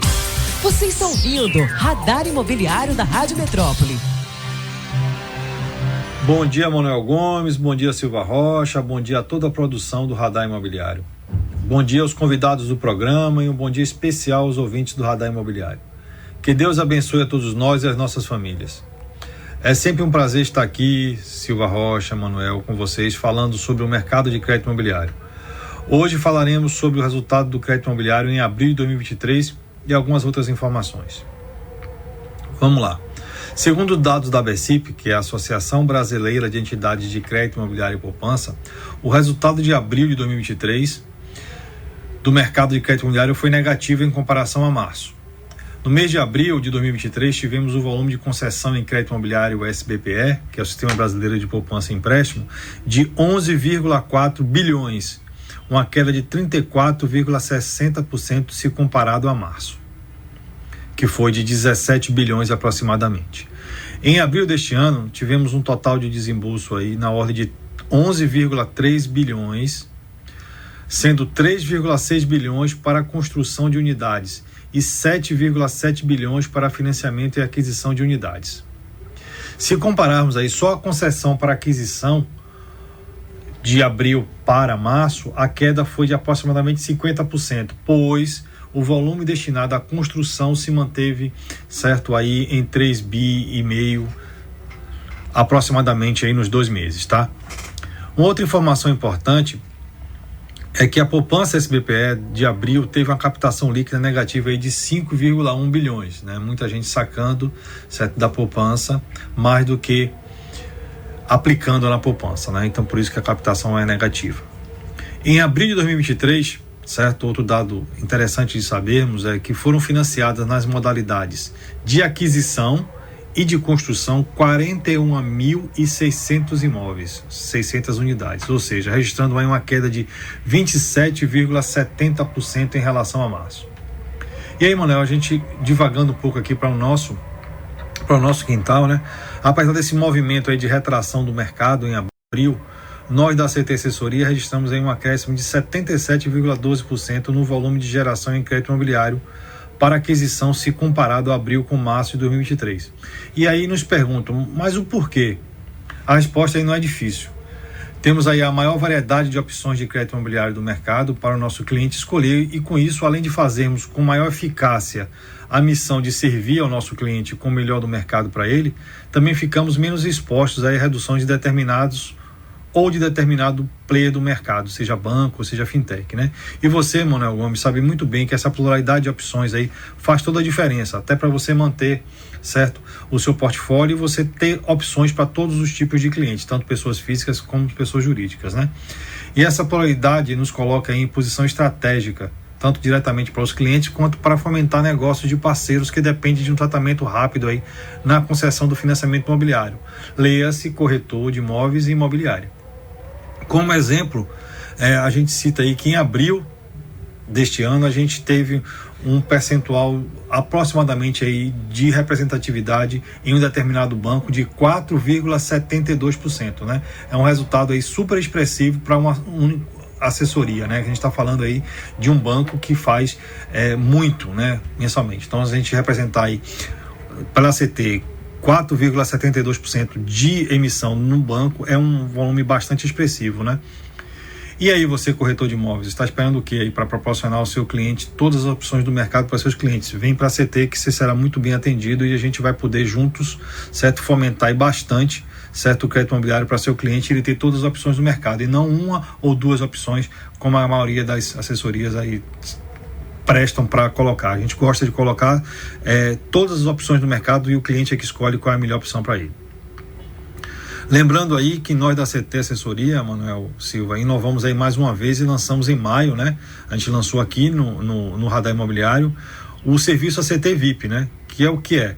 Que é para os clientes, pessoas físicas e jurídicas, né? Inicialmente para operações de financiamento imobiliário acima de 1 milhão e operações de home equity aí acima de 500 mil. Né? Tem alguns benefícios, além de atendimento aí, certo? A qualquer horário até as 22 horas, né? Pré-agendado, inclusive em sábados, domingos e feriados. Ou seja, isso aí é uma comodidade para aquele cliente que às vezes quer ter um atendimento aí no pós chegar em casa, né? Então é só agendar que está sendo enquadrado aí no ACT VIP, além de outros benefícios, como presentes, surpresas e tudo mais, né? Então, você está financiando acima de 1 milhão ou vai fazer um home equity acima de 500 mil, chega na ACT e solicita o seu serviço de ACT VIP, que você será ainda mais bem atendido em determinados horários que não é possível para fazer para todos os financiamentos. No financiamento imobiliário é elegível para imóveis usados e para o home equity, tanto para usados como para novos, tá? Então, o ACT VIP serve para financiamento e serve para home equity também. E mais uma vez a gente gosta de deixar claro aí que as pessoas estão aí, às vezes, um pouco assim, temerosas aí com o mercado, com um momento aí de um crédito mais restritivo ou de menos crédito, né? A gente gosta de sempre estar segurando para vocês o seguinte: existem muitas opções aí para financiamento imobiliário e home equity no mercado, que é o crédito com garantia de imóvel, tanto de bancos como de fintechs, né? Existem muitas opções mesmo, tá? Caso deseje ter nossa assessoria gratuita aí para seu processo de financiamento imobiliário e home equity, até a emissão do contrato, ligue para a gente, ligue para a CT Assessoria, 719-9923-2303, ou mande e-mail para contato@actweb.com.br. E também estamos à disposição aí pelo meu e-mail, antonioliveira@actweb.com.br, repetindo, antonioliveira@actweb.com.br, ou segue a gente lá no Instagram, @actassessoria, ou envia sua pergunta, sugestão de tema para o próprio programa Radar Imobiliário, que chegará a mim, tá? Que Deus nos abençoe e proteja a todos nós e nossas famílias. Um excelente final de semana e que a próxima semana seja com muita saúde e prosperidade para todos nós. Um grande abraço e fiquem com Deus. Você está ouvindo Radar Imobiliário da Rádio Metrópole.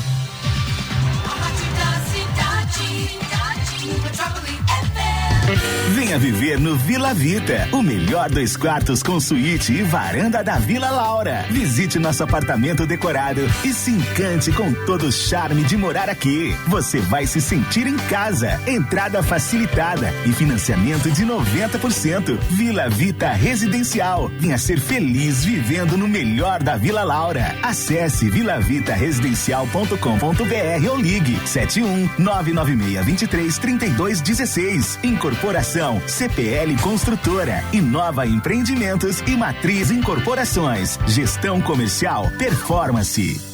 Viva o melhor da Praia do Forte com a exclusividade que você merece. A MGAE Empreendimentos apresenta o Praia do Forte Exclusive, seu condomínio de casas duplex de 135 metros quadrados com garden privativo e muita qualidade de vida. Venha para o endereço mais nobre do litoral norte da Bahia. Acesse praiadoforteexclusive.com.br ou ligue para 719-8107-6354. Incorporação MGAE Empreendimentos. Gestão Comercial Performance.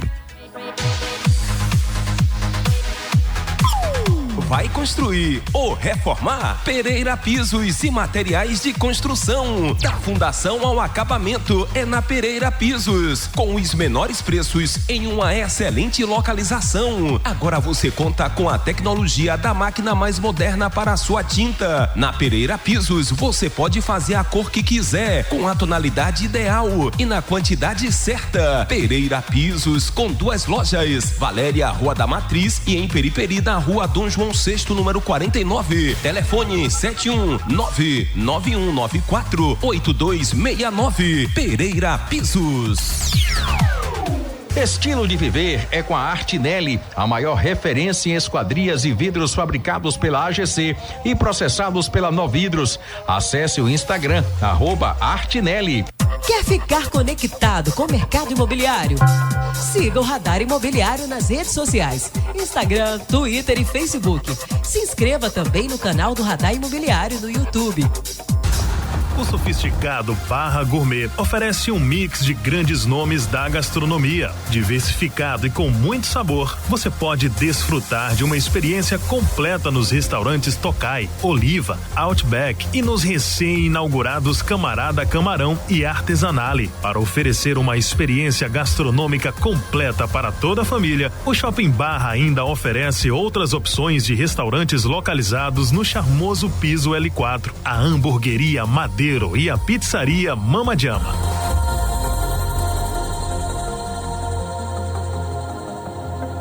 Venha morar no melhor de Lauro de Freitas, Boulevard Parque Residencial, o seu 2 quartos com suíte em frente ao Parque Shopping Bahia. Próximo às melhores praias, estação de metrô, serviços e comércio. Você e sua família em um condomínio com piscina, espaço gourmet com churrasqueira e espaço zen. Sua família merece viver o melhor de Lauro de Freitas. Acesse boulevardparqueresidencial.com.br ou ligue para 71996233216. Incorporação Distacol. Gestão Comercial Performance.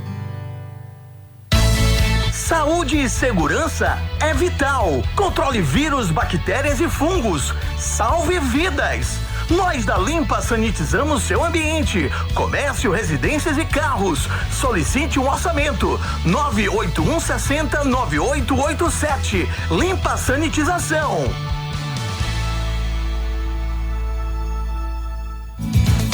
Laboratório Jaime Cerqueira, referência na Bahia no auxílio ao diagnóstico laboratorial. Nós vamos até você.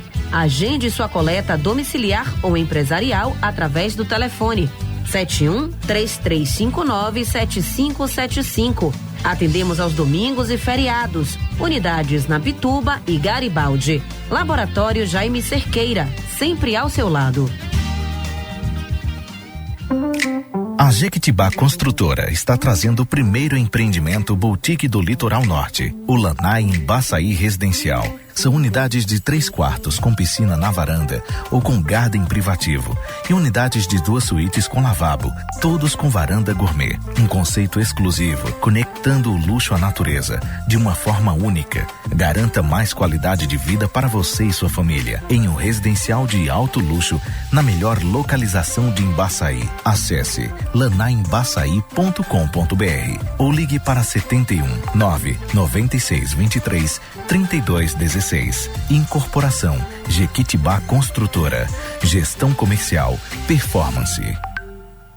Fala, dona Influência. O paredão de São João do Baianão tá estourado. Caixa de som Mondial 550 watts por apenas R$ 598,80 à vista ou em 12 vezes sem juros de R$ 49,90. É parcela que cabe no seu bolso. Caixa de som Manbox 1.300 watts por apenas R$ 1.164 à vista ou em 12 vezes sem juros de R$ 97,00. Eu falei, paredão em 12 vezes sem juros. São João sem comparação é no Baianão. Tríade, tapete Santa Mônica e persianas Hunter Douglas. Visite nossa loja na Alameda das Espatódias, número 71, Caminho das Árvores, ou acesse o Instagram, @Tríadeoficial. O sucesso comercial de um empreendimento é intrínseco a alguns fatores essenciais: expertise, comprometimento e sinergia. A Performance integra tudo isso em um ciclo completo do negócio imobiliário, desde a consultoria para aquisição de terrenos, inteligência do mercado, planejamento e gestão da coordenação comercial, secretaria de vendas, suporte jurídico, marketing especializado, canalização de esforço de imobiliárias e corretores, implantação e gerenciamento de houses, CRM e gerenciamento completo do empreendimento através da tecnologia e performance. Toda essa integração, sem custo fixo, são alicerces para a otimização do esforço do incorporador e trazem o máximo de performance comercial para o seu empreendimento. Venha para a solução completa. Venha para a evolução do mercado imobiliário. Venha para a Performance e veja que o futuro já começou. Acesse pgrc.com.br.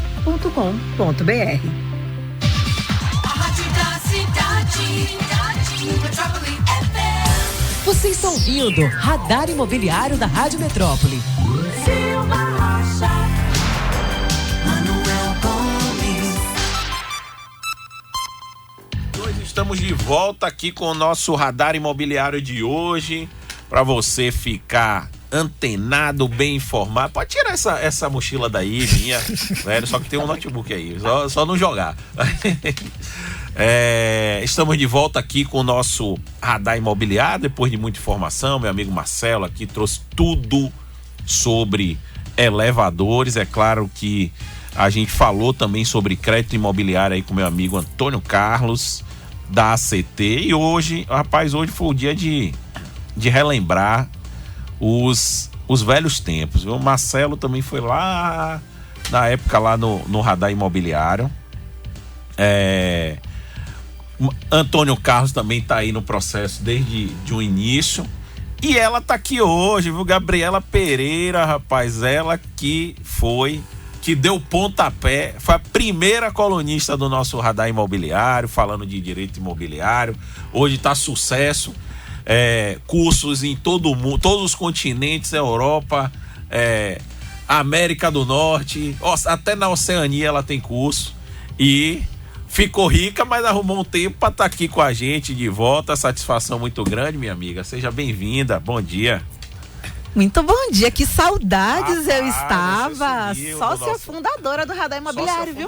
Desde 2014, quando tudo era mato. Exatamente, não tinha nada ainda, não tinha ônibus, não tinha nada. Eu vinha de jegue pra rádio.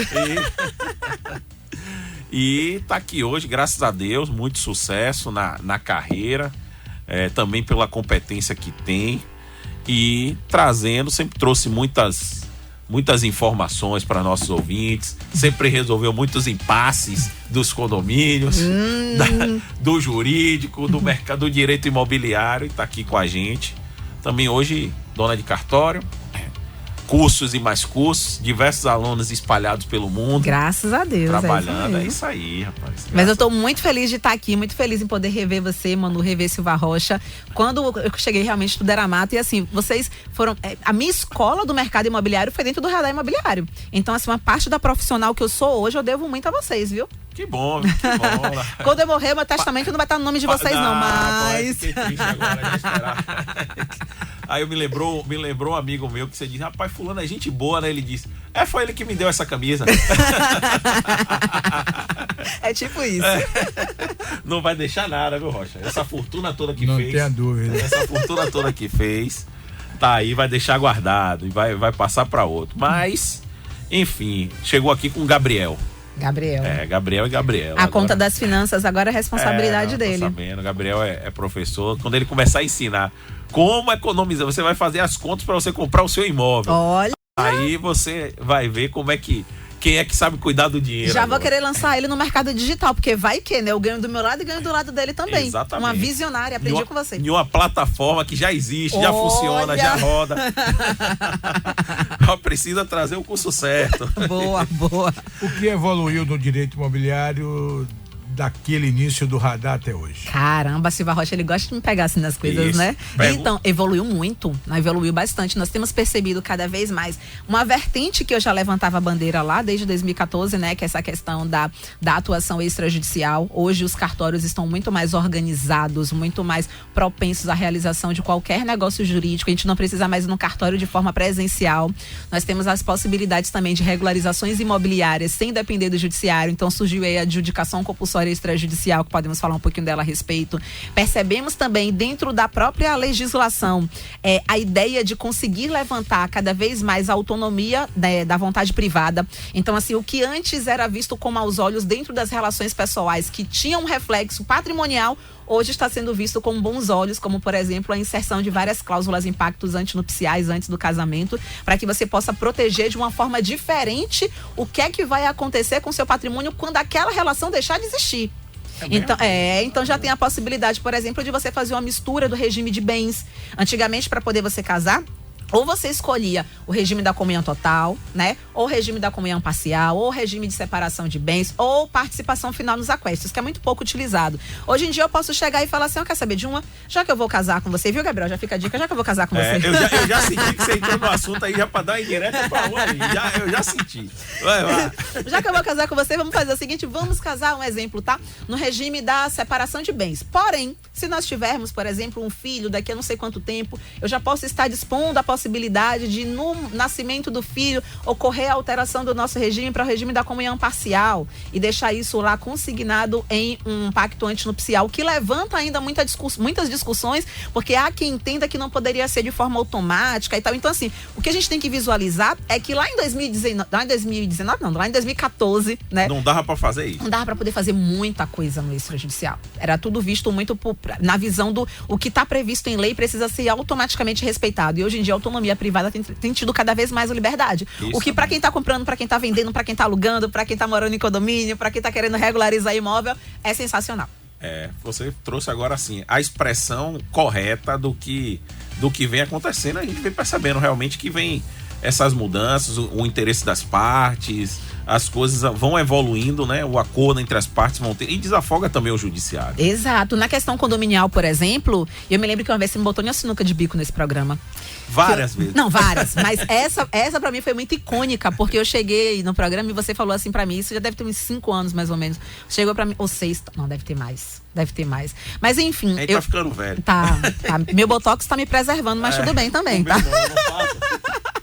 E aí eu lembro que eu cheguei no programa, você virou pra mim e falou assim, Gabriela, eu vi uma matéria falando sobre a possibilidade de dar cobertura. Isso. Lembra dessa história? Lembro, exatamente. Da cobertura, não ser obrigada a pagar o dobro da taxa condominial e tal. Na hora que você falou isso, eu gelei, que eu falei, de onde foi que ele me veio com essa ideia e tal. E aí foi que eu fui entender a decisão, que foi uma decisão isolada para aquele caso específico. Tinha também aquela questão de você tentar entender sobre a possibilidade da mudança de destinação de alguma área comum do condomínio, né? A mudança de destinação da edificação. E antes não era possível, a menos que você tivesse a votação com unanimidade dos condôminos, o que a unanimidade também é impossível. E hoje nós temos a possibilidade de fazer a alteração da destinação com 2/3 dos condôminos. Então, assim, o que é que eu percebo cada vez mais? E eu falo isso com muita paixão. O mercado imobiliário, o direito imobiliário, ele tem evoluído de forma muito rápida e se readequado às relações pessoais e profissionais. Quando a gente começou aqui falando de direito imobiliário, era quase tudo diferente. Era quase tudo diferente. Tudo era justiça. Como é que ficou essa história do condomínio agora da cobertura? Então, você sabe que... Você de novo. Você tá morando em cobertura agora, Manuel? Não tô não. Não, né? Mas você sabe, né, Silva? Silva quando Rocha, ele vem... eu tenho que proteger Silva Rocha. Claro que está. Quando ele vem com essas perguntinhas é porque eu sei que tem algum fundo de interesse. Tem até elevador. Falava de elevador há pouco aqui. Eu tenho que proteger os interesses de Silva Rocha. Tá então os dois morando em cobertura, Vocês estão demais. Bens a Deus, Senhor, multiplica. Então a gente continua com a ideia de que vai prevalecer, né, o que tiver previsto na convenção do condomínio. Então por isso também a importância de, antes de comprar um imóvel que fique dentro de um condomínio edilício, saber quais são as regras que estão ali dispostas para que depois não venha com nenhum tipo de surpresa, né? Então a gente continua muito restrito ao que está previsto na convenção, e a única possibilidade de conseguir alterar o que está na convenção é se fizer uma votação, o que novamente vai ter um desprestígio, porque os outros condôminos não vão querer ali beneficiar exclusivamente quem está morando na cobertura, até porque se comprou a cobertura tem dinheiro para poder pagar o dobro ou o triplo. Viu aí, Rocha? É o que dizem por aí, né? Então eles não vão querer, né, levantar essa bandeira, ou a possibilidade de ingressar com ação judicial comprovando que a inserção daquela cláusula na convenção do condomínio fere algum dispositivo legal, o que também não é o caso. Então, assim, já que você comprou sua cobertura, se contente em pagar o que está disposto na convenção do condomínio. Agora tem alguns assuntos. A pandemia, ela evoluiu muito na questão houve uma relação muito mais forte, principalmente entre os pets e as pessoas, né? Então a pandemia inclusive intensificou isso. Tem gente que não tinha pet, passou a ter as coisas. O pet realmente ele teve. Hoje você vê lojas do tamanho de loja. Caramba. Antigamente você via mega store de móveis, hoje você vê de pet e não vê mais de móveis. Tudo mudou, né? Então, e você percebe que você chega nos condomínios cada vez mais, a maioria hoje tem pet, a maioria, não é a minoria. Então, como é que ficou essa questão do circulação de pet nas áreas comuns? Pode, não pode, é a convenção? Existe uma lei, tem uma pessoa que fica incomodado, que não tem ainda pet. E como é que funciona hoje isso na prática, na questão legal? Então é pet. Hoje tem mãe de pet, pai de pet, mãe de pet, né? Pai de pet. Hoje, por exemplo, lojas voltadas para esse setor. Os filhos tomam porrada, o pet nunca. Não.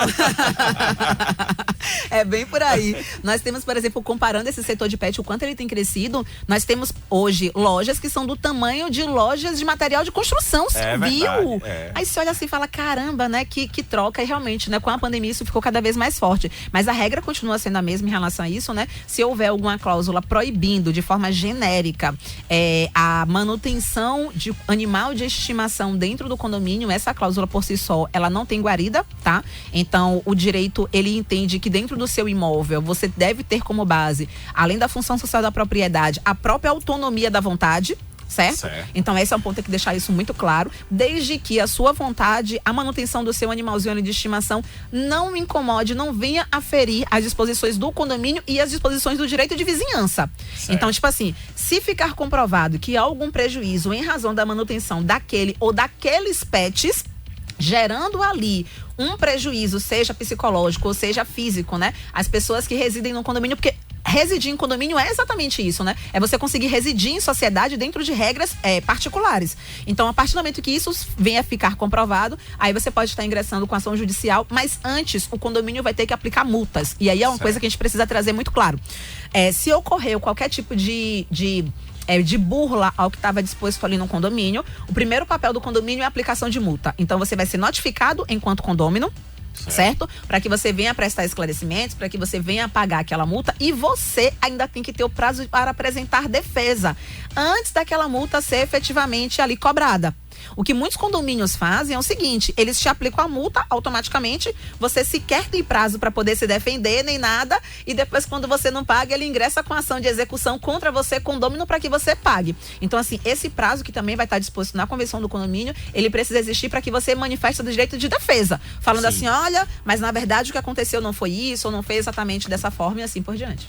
Entendi. Isso dentro do imóvel, no caso de vamos pensar no condomínio de apartamentos. Tá. Isso dentro do apartamento. Uhum. E a circulação, área comum, quadra, porque hoje os condomínios estão pensados com espaço pet, né? Mas, e as outras áreas? Quadra, piscina.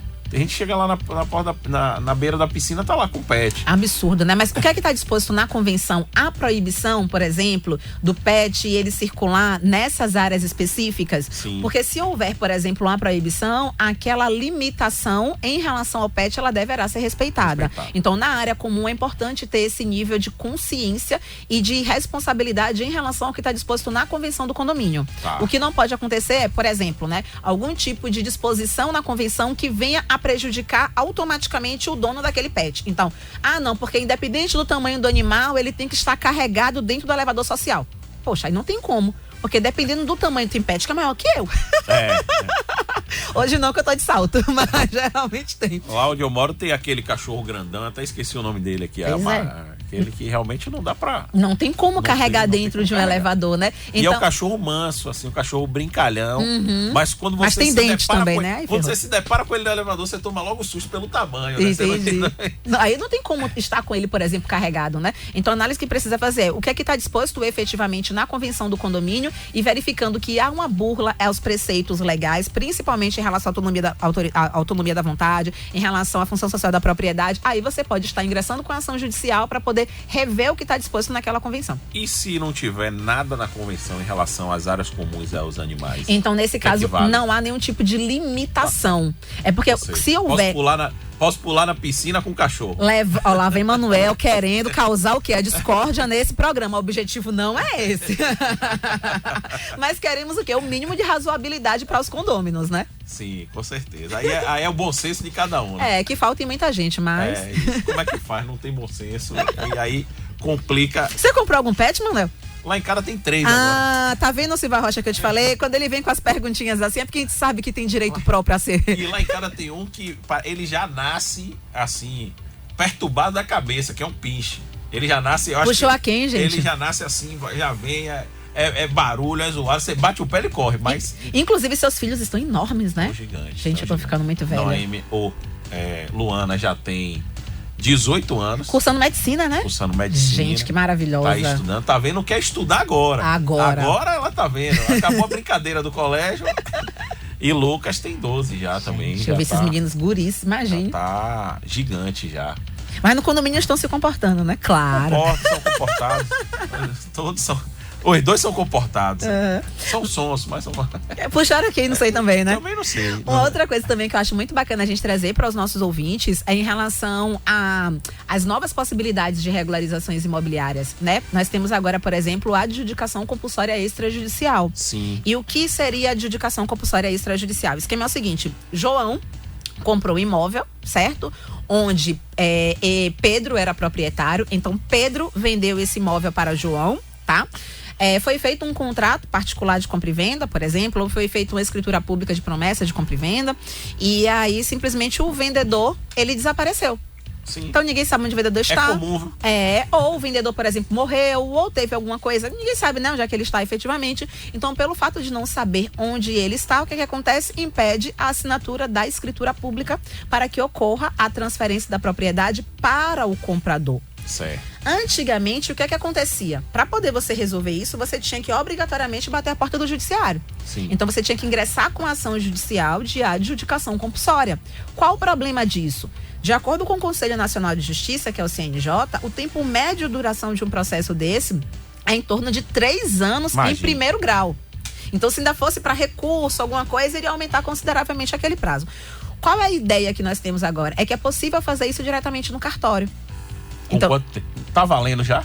Então, estamos aguardando algumas regulamentações a respeito. Só que já é um avanço muito grande. Não, com certeza. Mas, Gabriela, quando é que eu, enquanto adquirente de imóvel, vou pensar na adjudicação compulsória e não vou pensar na uso capião? Porque a galera quer regularizar imóvel sempre através de uso capião, né? Não, cara, parece que só tem esse jeito. Parece que só tem esse jeito, exatamente. Nós temos tantas formas de regularização de imóveis, né?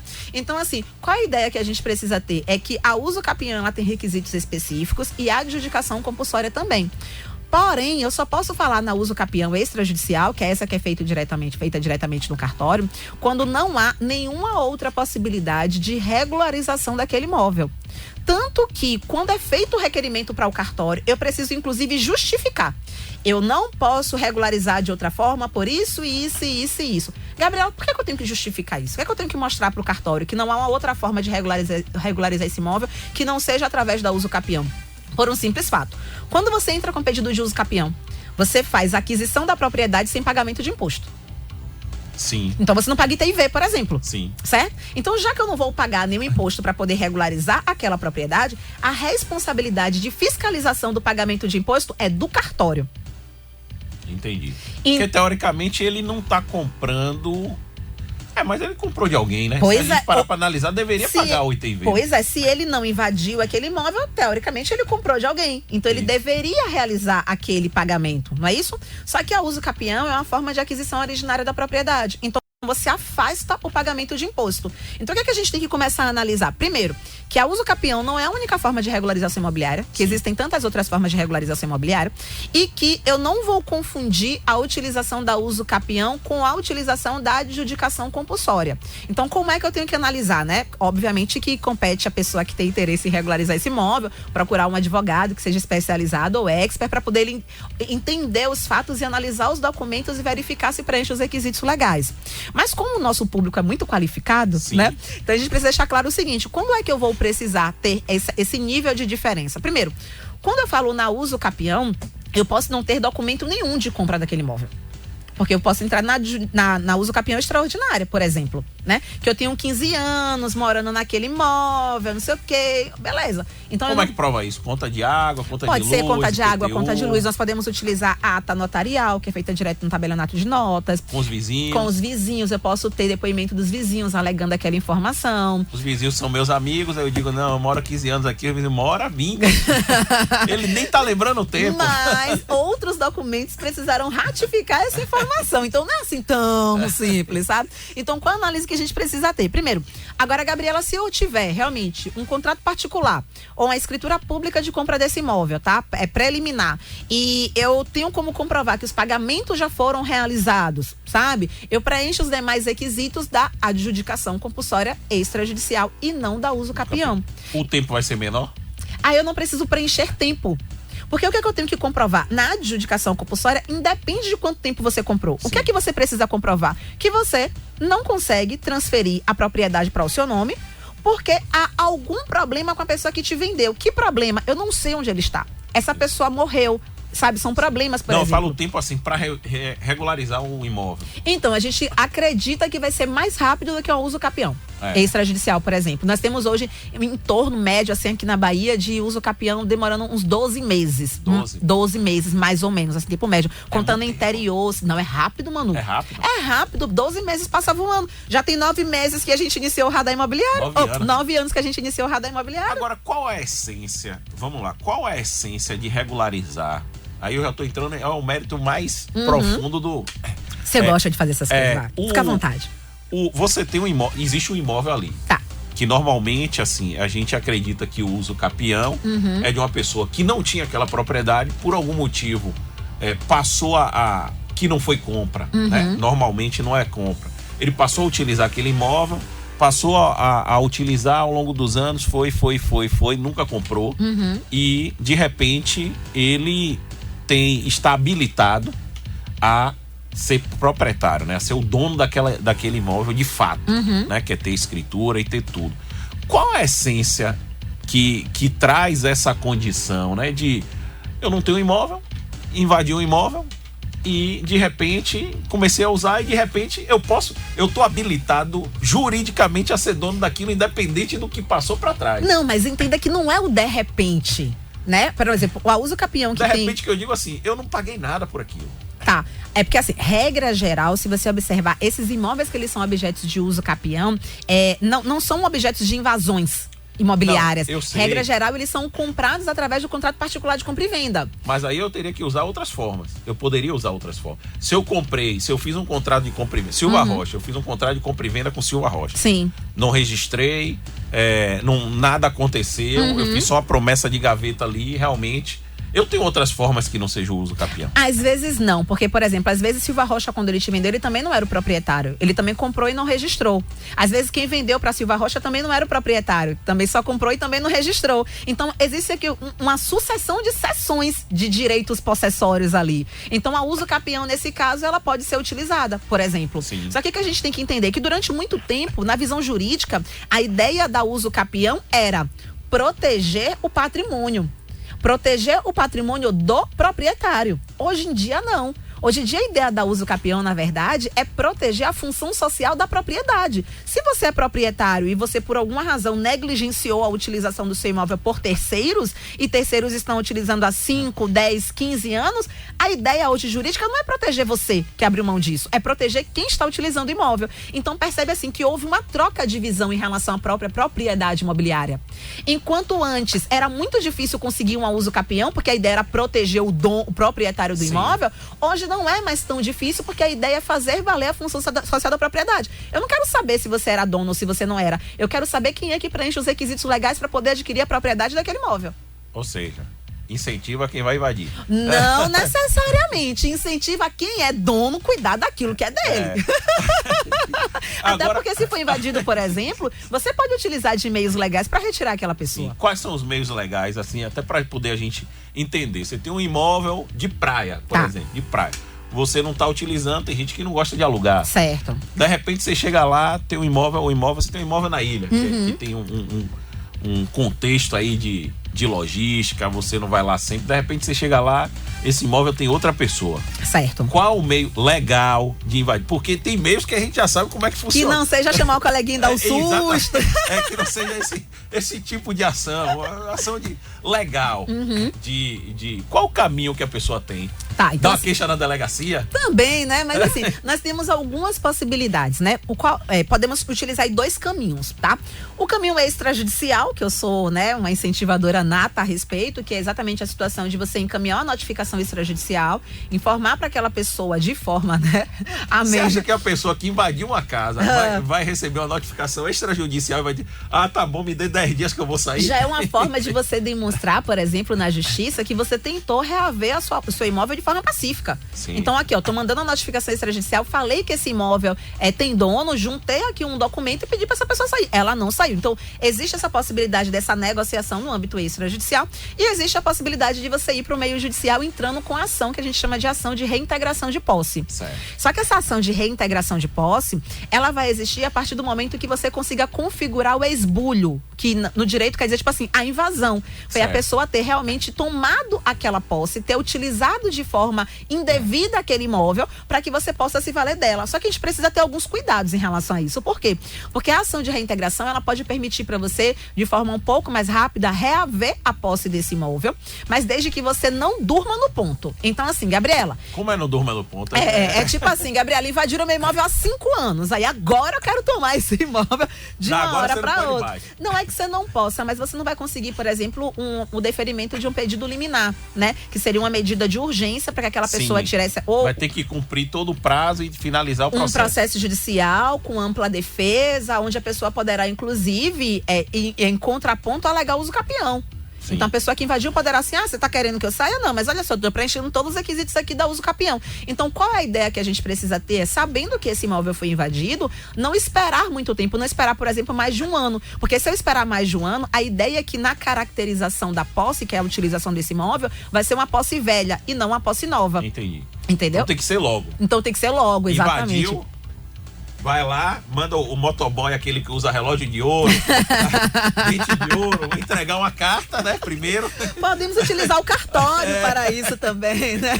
Se não tiver esse motoboy à disposição, você pode utilizar o cartório, que é um cartório de títulos e documentos, onde o cartório vai encaminhar um documento dotado de fé pública, certo? Fazendo valer aquela informação que você passou naquele documento. Tá? Mas tem gente que não cumpre a decisão, né? Chegou uma decisão judicial. Uhum. E essa decisão, não, dizendo para a pessoa sair do imóvel e tudo mais. Tem gente que não vou cumprir o... Aí existe uma outra possibilidade de pedir, né, o cumprimento forçado através da utilização de força policial. Então, assim, olha, já foi lá, o oficial de justiça já foi lá, já passou o documento. Ninguém saiu, ninguém respeitou a decisão policial, a decisão judicial, então agora vai com base na força policial. Só que é bacana também você falar sobre isso, porque a gente não pode confundir esse tipo de ação, que seria, por exemplo, a ação de reintegração de posse, com a ação de despejo. Sim. Né? Que a galera acha, ou a ação de missão na posse com a ação de despejo também, por exemplo. Então, o que é que muda aí na reintegração? É exatamente o que está disposto na lei e a relação que existe. Então vamos pensar assim, ó, o meu imóvel ele foi invadido. Certo? Se meu imóvel foi invadido e eu houve a configuração do esbulho, então eu vou entrar com a ação de reintegração, tá? Certo. Uma outra questão. Tô vendo aqui que tem um imóvel maravilhoso em leilão, tá? Aquele imóvel ali nunca foi meu. Tem muitos imóveis que são assim. levados a leilão, né? Ou a leilão judicial ou a leilão extrajudicial. Eu conheço um que ficou 5 anos para tirar a pessoa. Pois é, olha que situação, né? Comprou então, um imóvel e realmente não o imóvel estava ocupado, né? Ocupado. Tinha essa informação, obviamente, no edital, quando a pessoa arrematou, porque o imóvel ocupado, quando ele vai para leilão, ele é muito mais barato do que o valor de mercado. É muito mais barato, né? Exatamente porque ele está ocupado. Então, essa pessoa que compra, arremata esse imóvel, para ela retirar quem está dentro, né, no âmbito legal, se não for chamar um coleguinha para dar um susto e tal, que é totalmente errado. Não. Quem faz isso? Eu não conheço ninguém que faz isso. Então, se não for uma pessoa que faça isso, qual é a ideia que eu preciso ter? Exatamente que não existe uma relação locatícia ali. O que existe, na verdade, é um contrato de alienação fiduciária em razão do financiamento do imóvel e que, por conta disso, aquele contrato ele não foi pago. E já que ele não foi pago, a ideia que eu preciso ter é que essa pessoa vai precisar sair.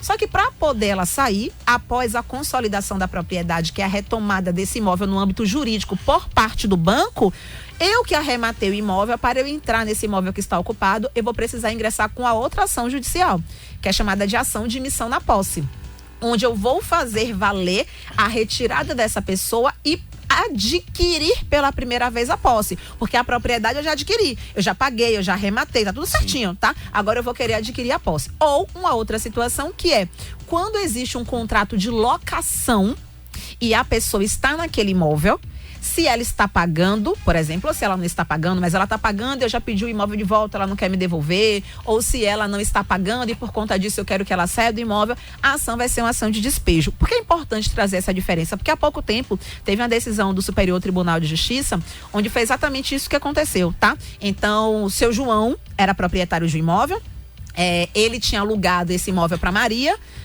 morava naquele imóvel há muito tempo, mas estava ali pagando aluguel, tudo certinho. Seu João morreu. Os herdeiros de seu João queriam aquele imóvel de volta. Sim. E aí Maria falou, não, eu não vou sair desse imóvel, porque eu sou locatária desse imóvel e assim por diante. E aí esses herdeiros ingressaram com a ação de missão na posse. Sim. Sendo que a ação correta seria uma ação de despejo, porque existia ali um contrato de locação. Ô Gabi, existe no aspecto, existe risco na questão de você comprou um imóvel no leilão ocupado, e aí você entra com um processo para pedir para a posse do imóvel. Certo, né? A emissão na posse. A emissão na posse. Existe risco do judiciário entender que não, que a pessoa vai continuar, que a pessoa tem chance de e aí você terminar tendo um problema que você já pagou. Normalmente você compra no leilão do banco. O responsável é o banco de devolver seu dinheiro? Como é que funciona isso? Olha que dor de cabeça, né? Porque assim, o que é que tem que acontecer quando você pensa não só em arrematar um imóvel em leilão, mas como você adquirir qualquer imóvel, né? É você fazer você contratar um trabalho preventivo chamado de due diligence, tá? Qual é a ideia? E a due diligence, ela pode ser tanto para a compra quanto para a arrematação de imóvel em leilão. Eu quero exatamente fazer todas as pesquisas necessárias para que, caso você venha arrematar aquele imóvel em leilão, você não tenha nenhum tipo de, você não seja pego de surpresa, você não tenha nenhum tipo de dor de cabeça. Então, vai ser feita uma pesquisa, por exemplo, para poder saber se aquela pessoa que figura como mutuária, já que ela pegou aquele financiamento imobiliário, se ela hoje ingressou com alguma ação contra o banco, se hoje ela tem algum direito garantido em razão de uma decisão judicial, porque pode acontecer sim, de você arrematar um imóvel em leilão, ter alguma decisão judicial que já estava conferindo a possibilidade daquele mutuário estar utilizando o imóvel, às vezes, por exemplo, que não é muito comum, mas pode acontecer, alguma cláusula do contrato de financiamento não estava sendo respeitada.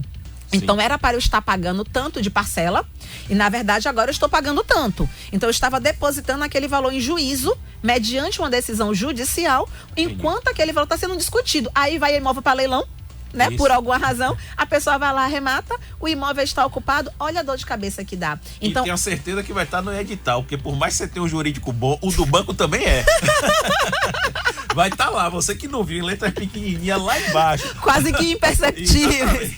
Então, a ideia que a gente tem que ter é, olha só, se fizer um cálculo do que você pode estar pagando enquanto adquirente de imóvel para poder fazer valer essa segurança jurídica, é ínfimo perto da dor de cabeça que você pode ter caso você venha comprar o imóvel e depois não consiga adquirir efetivamente a posse dele. É verdade. Minha amiga, agradecer sua participação. É rápido, quando você vem aqui... Já acabou? Eu fico indignada com parece isso. Que nem o programa... Eu quero 3 horas de programa só pra mim. Tem que ser mesmo, porque você vai falando das coisas, eu vou me lembrando de outras e vou aproveitando aqui. São consultorias gratuitas, eu sempre sinto isso. Exatamente. Obrigado pela participação, dessa vez você trouxe o Gabriel, então já estão no... A parte das finanças agora é com ele. Isso. Não, já montou o grupo. G2 Family Business. Já estão montando o negócio agora com matemático, com jurídico, já tá tudo pronto. Obrigado pela participação e você sabe que a chave do programa aqui tá com você, a hora que você precisar. Muito obrigada. Fico muito feliz. Pra galera que não me segue ainda no Instagram, meu Instagram é Seu Jurídico Imobiliário. Tem também um canal no YouTube com vários vídeos voltados, né, para esse conhecimento, para o extrajudicial, para direito imobiliário. Vocês sabem que vocês moram no meu coração, não pagam nem aluguel, então sempre que precisarem de mim, estou à disposição. Com certeza. Para finalizar, segunda-feira a festa vai ser onde? Ai, gente, eu vou fazer 36 anos com carinha de 24. Não esqueci a data, não. 5 de junho. Me mande mensagem me dando os parabéns, viu? Tô logo avisando. Pedro Aragão já botou. Dia 7 também tem aniversário. Dia 7 é churrasco na cobertura, né? Pois é. Se pode pagar 2 vezes o valor do condomínio, pode fazer churrasco. Na laje, bora. Na laje. Pedro Aragão tá dizendo, rapaz, foi bom aqui, ó. Consultoria gratuita. Tá vendo?